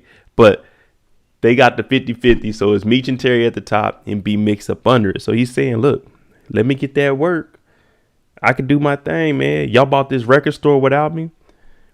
But they bought this record store when he was going to take care of his mom. We haven't verified if his mom was in the hospital or not. So all I can do is take his word. Because he hasn't done anything to cross anybody except for the murder. And probably keeping the gun. So he's done a lot of nonsense. And he's sleeping with Kato, which is shouldn't do. Because it's pleasure. And we need to handle business first. But he's telling Meech, look, I've been your boy. I'm your right hand man. Put me in the game, coach. Let me be out there with you and T. Let me help make some decisions.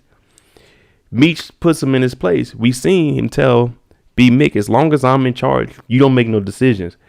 But he's telling them, look, the price that I'm giving you to work for is lower than anybody else.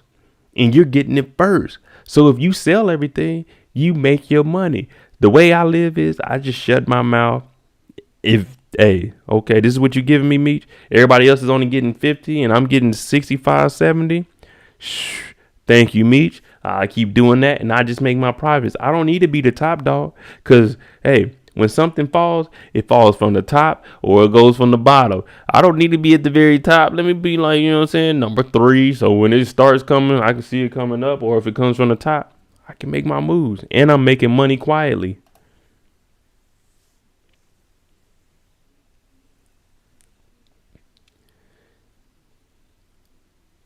Yeah, he didn't serve his full sentence. Lamar didn't.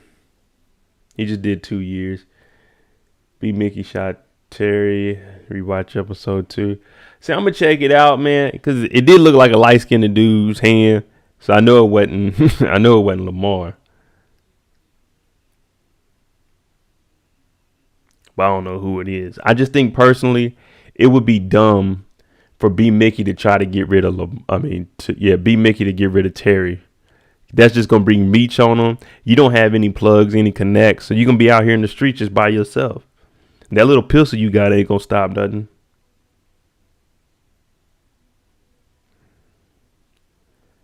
Nah, Terry got shot in the first episode, the end of the first episode. Yeah, that's what I'm saying. In real world, B. Mickey,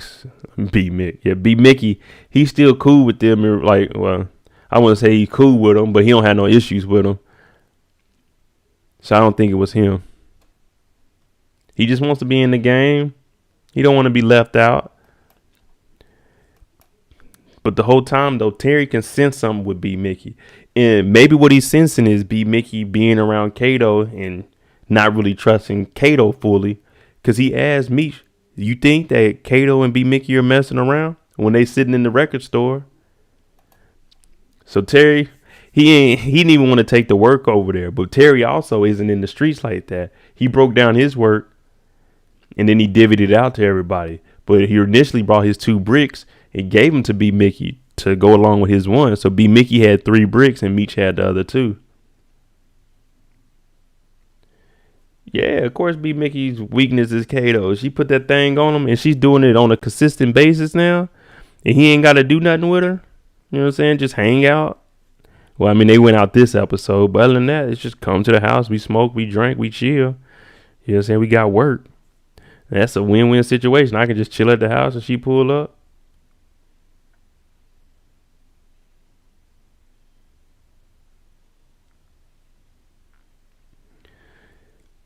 Nah, it was only... So out of the 50 boys that knew where the stash house was, it was only T, Meech, Kato, B Mickey, and Scoop, the big boy. But B Mickey was at the hospital with his mom.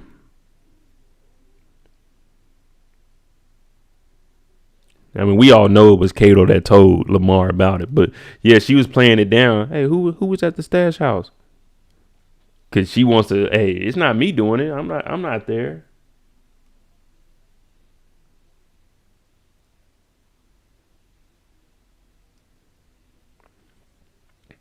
I'm gonna show y'all the trailer for episode 7 though. We're gonna give our little theories for it.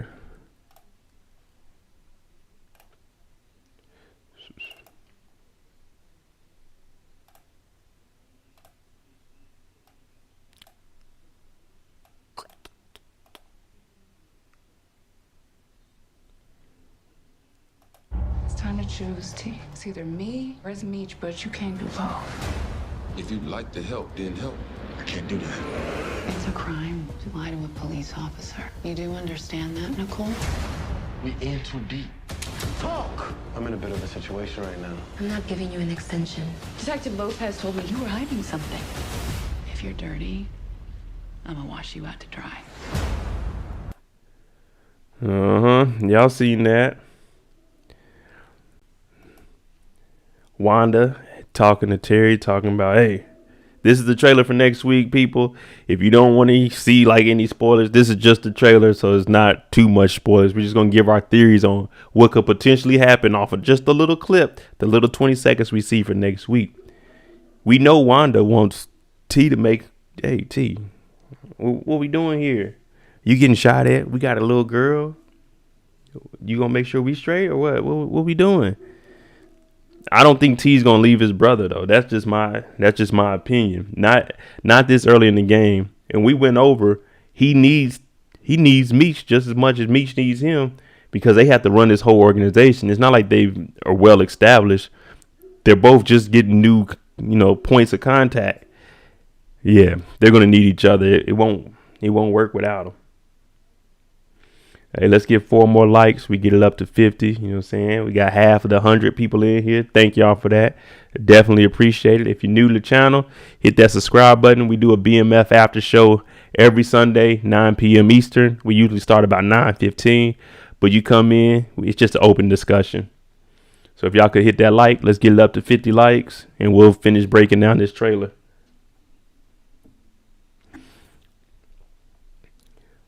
LaWanda's in Terry's ear and Kato's in Big Mickey. That's exactly how it is. Now, Wanda got a little more pull just because she's the baby mama. And it does make sense.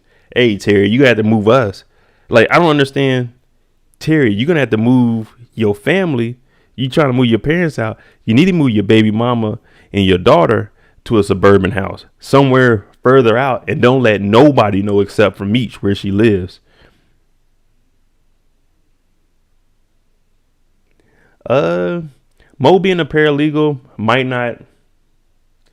not come into play. I don't see any significance of her being a paralegal in the show. Like, yes, she's a paralegal. She has a good job, but I don't see anything that she could do that could potentially help anybody. It's not like they about to go to court or Meech, like later on, maybe season 2, Meech buys or something to, squash the beef, and then she introduces him to a lawyer. But other than that, I don't see any use for her Because the storyline, unless Lamar does something to get back with her, she doesn't really have too much of a storyline. Especially with them bringing, we seen Meech's baby mama one time. We seen Lori. So I think they'll bring her in more than what they would do with Mo. There really isn't, I don't know, it just isn't no use for her. I know she did do the takeover for BMF Starz, their Instagram, but I don't see where they could tie her in unless they're getting introduced into a lawyer. And, you know, she's the one like, hey, Meech, you need to use this lawyer. That's after they get rid of Lamar. Or they do something with the lawyer to get Lamar set up. That's the only thing I can see with Mo.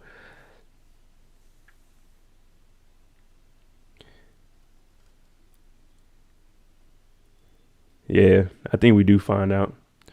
Mo better help herself and move before Lamar kill her and take Zoe.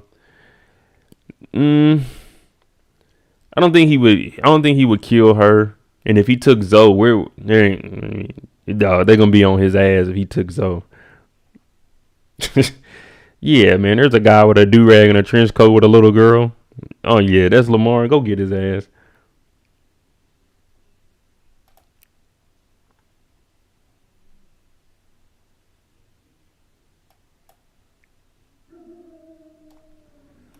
And you see Detective Brian, he's still on Meech. Hey, Meech, man, you need to start cooperating and figure some things out, man, because it's getting scary out here in these streets. Meech, look, he need to just tell Detective Brian, brother, get out my face, man. I ain't giving you no information for nothing.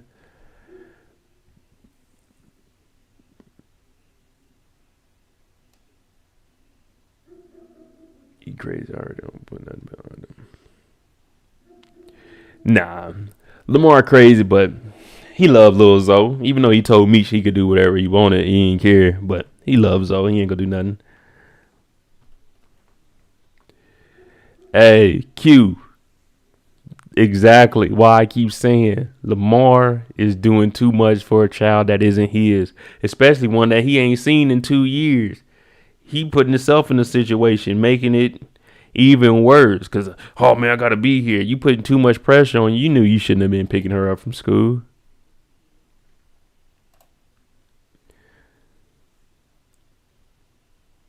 Oh yeah, I told you next time Lamar goes to jail, he's gonna be sitting down for a while. I say at least 15 to 20.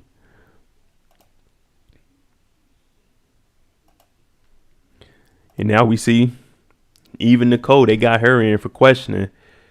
And the reason they got this is because it don't look like Darius made it. Darius probably died. So that's why they're trying to ask Nicole, do you know who it was that grabbed you? And we know that she's seen Lamar in the mall. So she knows what Lamar looks like. She doesn't know his name probably, though. So she'd probably have to ask Meech and Terry. And you know the parents are going to say, what mess did you have us in that you have our daughter out here, your little sister? Who is it? Who are you beefing with? So that's where Lamar can come up. And then, okay, y'all talking about getting a lawyer. This might be where Mo comes into play to get the lawyer to help the family out. That's just a theory of how they could bring Mo back in. But I think she was pregnant during the end half of this, so she might not. I don't know. I know she was on Instagram saying she got some crazy stuff on this. So she might be back episode 7 and 8. Probably because they need a lawyer.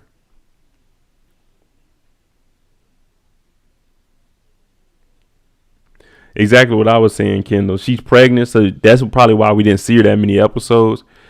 But on Instagram Live, she did say it's some crazy things in store for her.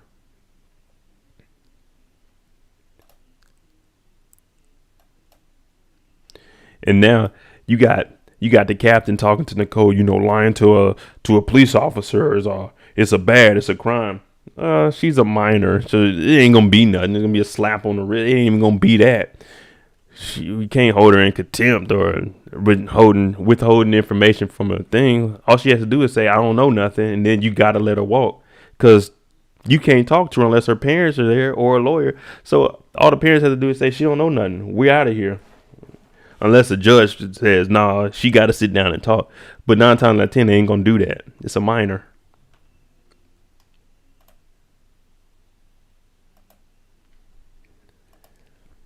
And this is what's gonna have Meech and T thinking about everything. Meech tells him, man, we in too deep. Yeah, y'all are. Lamar came for your sister. That could have easily been your sister killed. So we gonna have to get rid of him somehow, some way.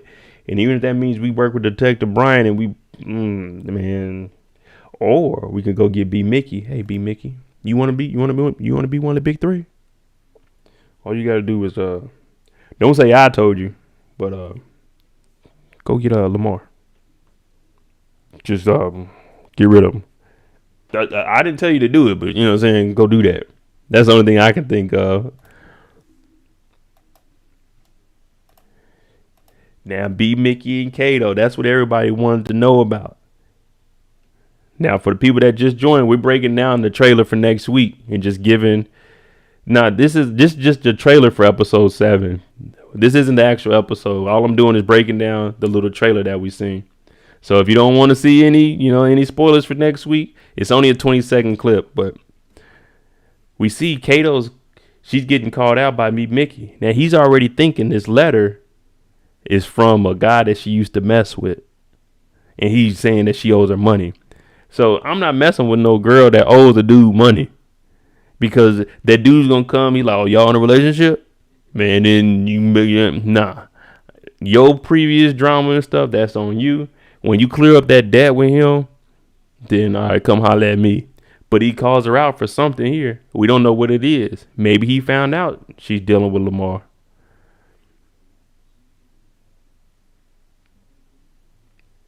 We don't know. But Kato looks scared. That means B Mick is hurt. His feelings were involved. He pull a gun on you. That means his feelings were involved all the way. Exactly, Kendall. He pulled that gun out. He hurt. That heart, it pumping hard, but he hurt right now because Kato, you been lying to me this whole time.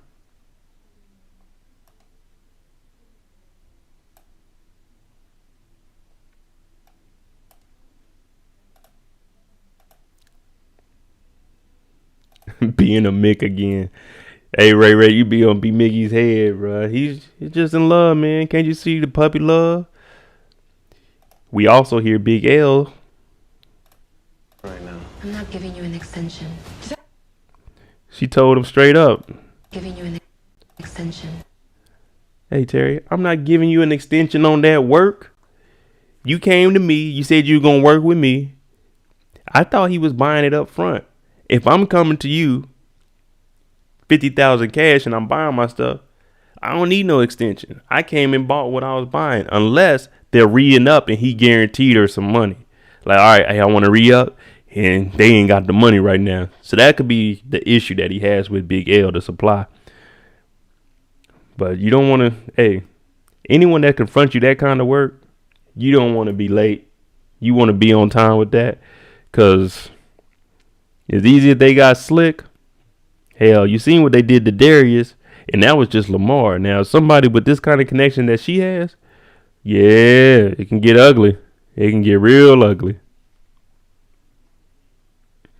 Exactly, Iceman. The only thing he knows about Big L is she's an attractive woman that they met at the bar, and she's been following him around. And even then, when he walked up to the car, he could have easily got shot. He's just so naive and oblivious to everything going on. He just walked up to the car. Are you following me?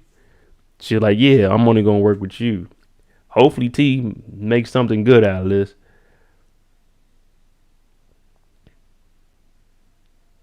Oh yeah, man. If they can't pay off 5 keys, then it's over with for them. And we ain't doing no more work with y'all. We're gonna come. We're gonna air this thing out. We're gonna get our money, and then we're gonna be back on our way, and we'll just find someone else.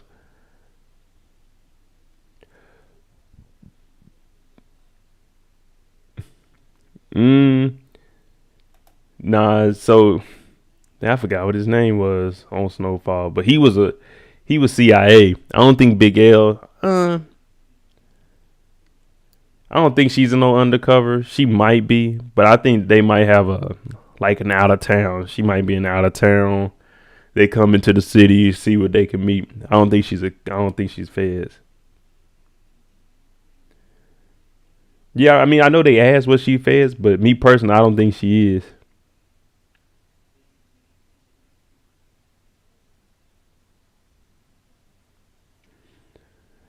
Terry and Meech are learning as they progress in the game on the job. Hey, this ain't no job you want to be training for, especially when it comes to dealing money. Maybe losing a block or two, but when it comes to talking to the supplier, you ain't trying to learn on the job. You want to be able to get in there, read. Nah, I don't think she. I don't want to say she is in feds. I don't think she is, but that would change the whole. Nah, because if she's feds, then that would throw off the whole season too, because they would get hit early unless they drag her working with them out for years. Now you got to remember, Reed was on a whole different task on by himself with the CIA. So I don't even want to compare the two shows. We focus on BMF, but if she is feds, then shoot, they gonna hit them up early.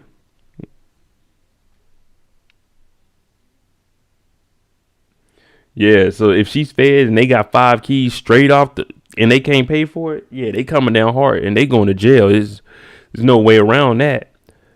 Especially with the president and his administration cracking down on drugs. I mean, this is before the crack scene, but still, cocaine was you watch Cocaine Cowboys. This is during that era. They were just in Detroit.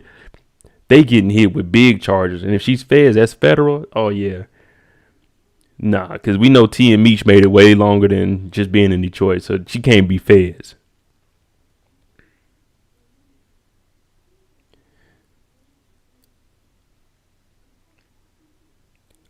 She could be a cop, and they just make that work. They do, you know what I'm saying, a couple of sales, and then whatever works out between Meech and Q is the direction that they go.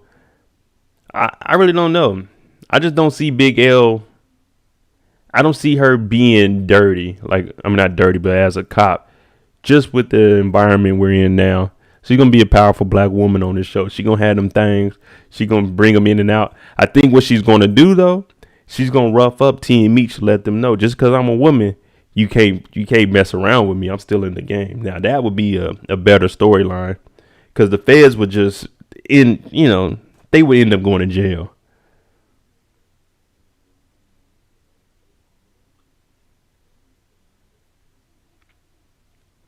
Yeah, she is an opportunity, a beautiful opportunity too, if I must say.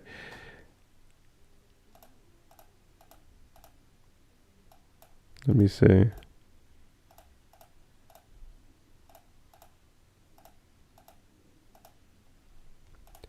I'd be like, yes, Big L. 5 of them things. You letting them go for 12? Okay, so 60. Look, here goes 65. I'm going to be on time. You know what I'm saying? Next time I'm gonna bring you to 50 for them. I just wanted to put up a little bit extra just to let you know I'm about business. That's for you. You keep that. If you get time to go out on a date or something, you know what I'm saying, let me know. I'm available. Nah, you don't want to mix.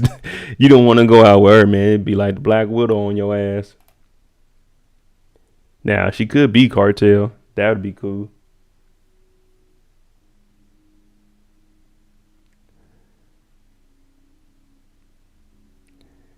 Yeah, you talking about Apple, you talking about Griselda Blanca. Yeah, she was ridiculous with it. They say she was bigger than Pablo. Maybe because I don't know, but she got work.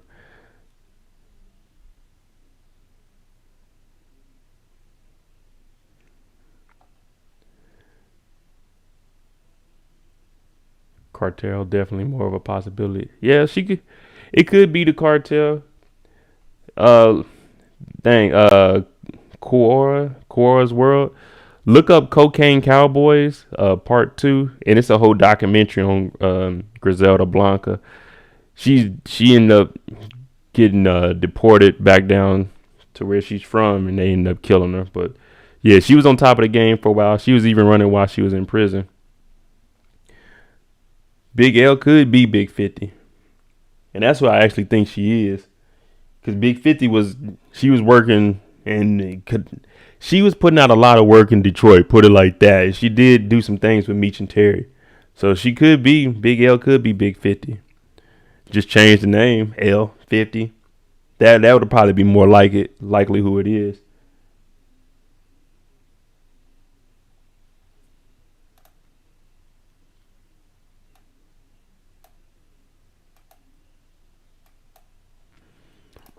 And the last thing we see is the captain telling Detective Brian, Lopez is telling me he's been watching you.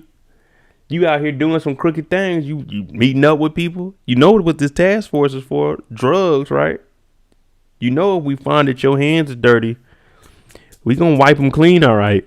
We gonna throw your ass in jail. So Detective Brian, he's in a very, very sticky situation just because he wanted to be crooked. And this, you see this a lot with cops. Even now, I don't know if you guys are paying attention to Fetty Wap. He just got caught up in a RICO case, like 1.6 million in cash, some fentanyl, some bricks. And it was a correctional officer with him. I'm like, come on, bro. Like, y'all just doing the most. But there's always going to be dirty cops.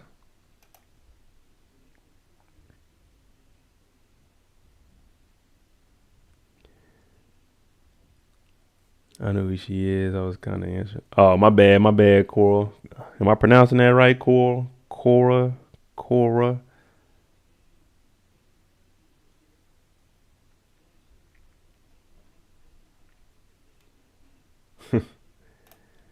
I think next week it's gonna be very, very wild. Just because Lamar got 2 bodies in one episode. He's going to have to do something in these streets to figure things out.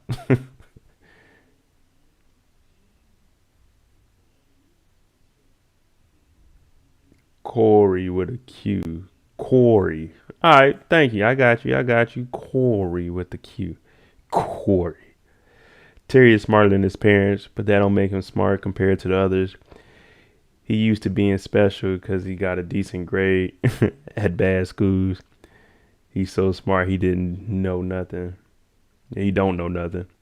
Yeah. But Margaret, I can't be mad at him. The school I went to, Ruskin High School, we almost lost our accreditation. I used to have A's in there. Shoot. And then when I moved to a suburban school, my junior senior year, I was like, damn, they ain't teach us none of this over at the hood school I was at. So I was like, damn. But, I still finished. with a 3.2. No, I ain't had a 3.2. I'm lying, y'all. I had like a 2.8. But I graduated, y'all.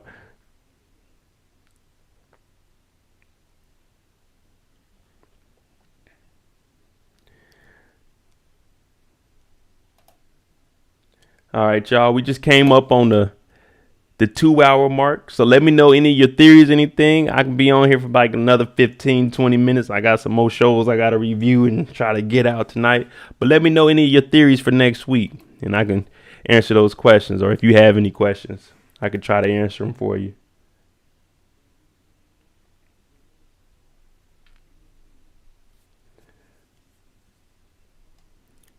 These 2 hours be flying by, though. I ain't gonna lie to you. I used to wonder how long I'm gonna be on here. Like, can I do a 2-hour stream? But y'all make it easy. Y'all just throwing out all kinds of questions and stuff.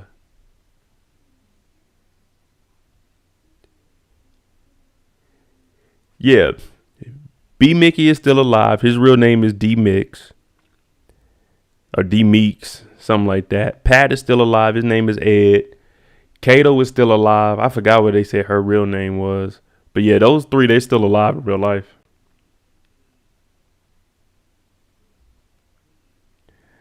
Oh yeah, J Nicole, I gotta watch that, and I'm gonna have it up probably about 8, about an hour.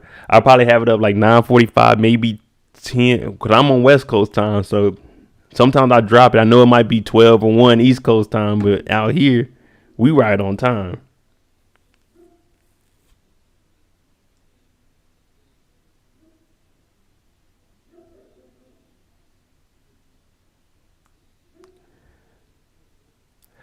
For the rest of the season, so I'm reading that it's only 2 episodes left. So I think I said episode 5 was the build up. 6 is where the action is going to happen. 7 is going to be there's going to be action in 7, especially with us seeing that Terry owes some money. So I think going into the next episode, Big L, they may send out a warning or a message to T and them, let them know, hey, don't play with us. And that'll be his one and only warning. Also, with Lamar on the street and Detective Bryant having to crack down and cover himself, he might work with Meech and say, hey, we need to come together and figure out how we're going to get Lamar out of here. Even if that means his sister, Nicole, tells that it was Lamar that did it, and then they put the diamond on him to make it say, oh, he killed this kid and he got J-Mo. And that's where Mo could come in to get them a lawyer. So I think it's going to be a build up. They're going to start working. And then they're going to expose Kato. B. Mickey's going to expose Kato to the crew. And then like episode 8, that's where she's going to be exposed to Meech and T, and she's going to have to answer for everything she did. And that might be the way they set up Lamar ultimately. And then the new plug comes in, everything works out, and that'll be the cliffhanger for 8 going into season 2.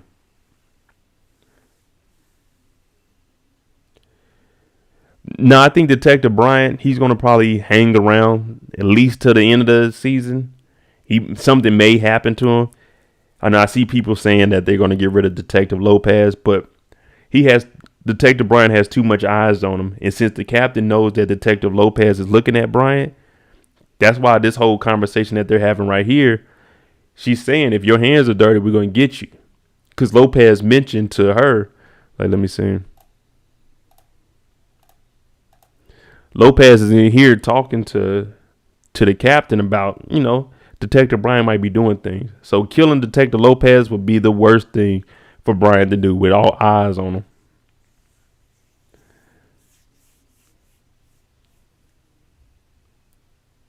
So is Lamar Kato's ex? Nah, Lamar and Kato, Kato's dad used to work with Lamar. So that's what their connection is. And her dad must have owed him some money or something. That's why he's looking out for her, but he spared her. Nah, I'm from Kansas City. I live in California now, J. Nicole.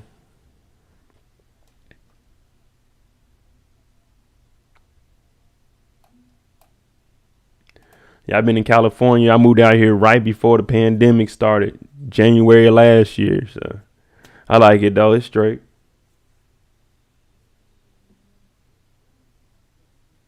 Shoot, some mornings I wake up and I think I'm Big Meech. You know what I'm saying?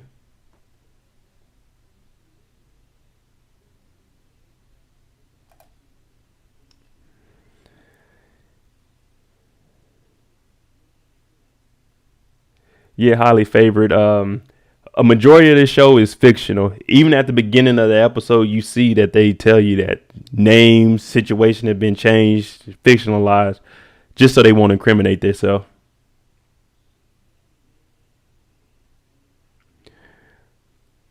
But at least I think as far as the people that they're portraying, if they're still alive, I think they're going to still be alive on the show. I don't think he would do them like that.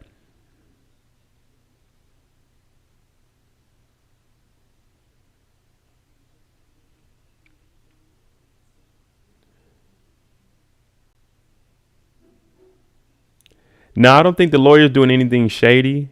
Because she wouldn't do anything shady just for the simple fact that if they get offered $25,000, she's not getting paid until they accept it. So if they don't accept it, she didn't get paid. So there's nothing for her. There's nothing beneficial for her to do anything shady. The reason she gave them the $25,000 and said, "Hey, y'all should, it's $25,000," because she probably knows we're gonna have to go to court and you might not win nothing. So just get $25,000. And like I said, she'll probably get $3,000 out of that 25. Now, me personally, I'd be like, all right, we'll do $25,000, but you got to pay for my lawyer fees also, and I want the $25,000 after taxes. You can do that when you go into these trials.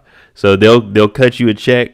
It'll probably be like $30,000, and then you'll get it'll probably be $25,000. It's not a gift, so it is taxable. You probably get hit for like $8,000. So yeah, they'll probably get you like a $34,000 check. And on top of that, they'll probably cut the lawyer like a $3,000, $4,000 check, and you get your $25,000 after all the taxes is taken out. But yeah, she's losing money by not having them signed. She's not doing anything shady.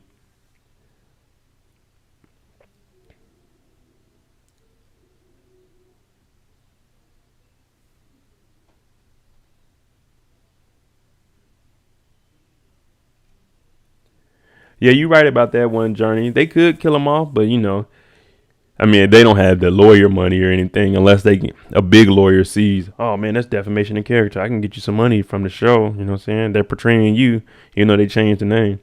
Who knows? But yeah, they could be a curveball. They could get rid of Kato. They could get rid of, you know what I'm saying, be Mickey. But we know for sure Meech ain't going nowhere. T ain't going nowhere.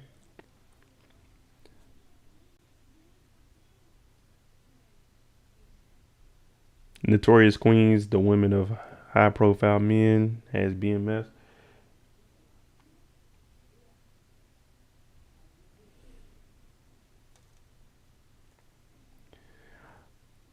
All right, y'all. It's about 8:15. I'm gonna go ahead and wrap this up a little bit.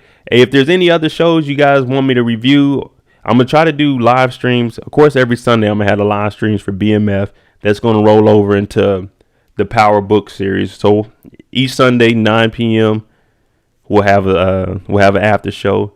Tuesdays, I'm gonna start doing my after show for All American since it comes out on Monday. I'm gonna try to have my my recap out either Monday night or early Tuesday morning. Tuesday night, 9 p.m. I might move it up to 8 p.m.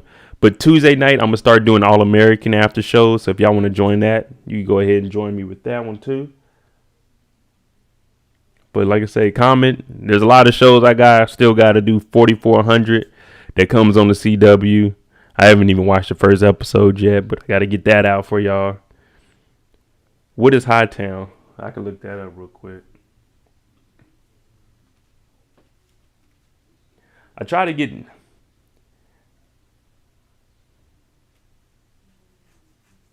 they got 2 seasons.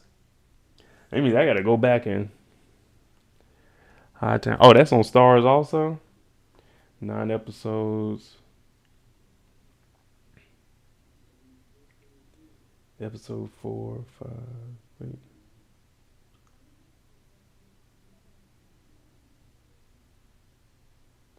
Oh, so it just came out with season 2 like 2 weeks ago, 3 weeks ago.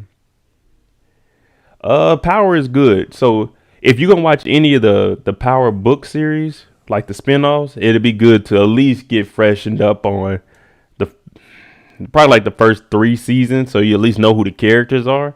Probably the first 4 seasons, so you at least know who the characters are, and then you can kind of figure out Raising Kanan. You can figure out what Raising Kanan is, because you know something happens to Kanan.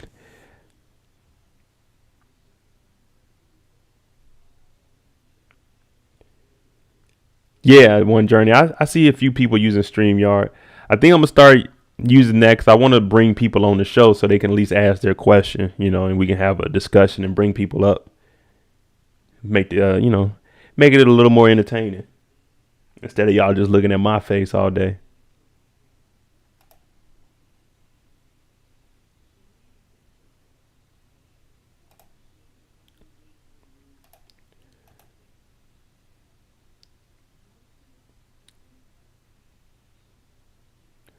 I'm gonna check out Hightown. If it ain't no action or nothing, then I don't know if I'm gonna be able to watch that thing. But I'll check it out. I see One Journey said they don't like it that much, so we'll see. But hey, thank y'all for watching. We got us what we do tonight? A 2 hour and 15-minute stream. That ain't bad. We knocking them out. I know the first one I did was about an hour and a half. Last week was 2 hours. So I'm going to try to keep them around an hour and a half, 2 hours. But thank y'all for watching. If you're new to the channel and you like it, definitely hit that subscribe button. We're trying to hit 10,000 subscribers before the end of the year. We just hit 8,000.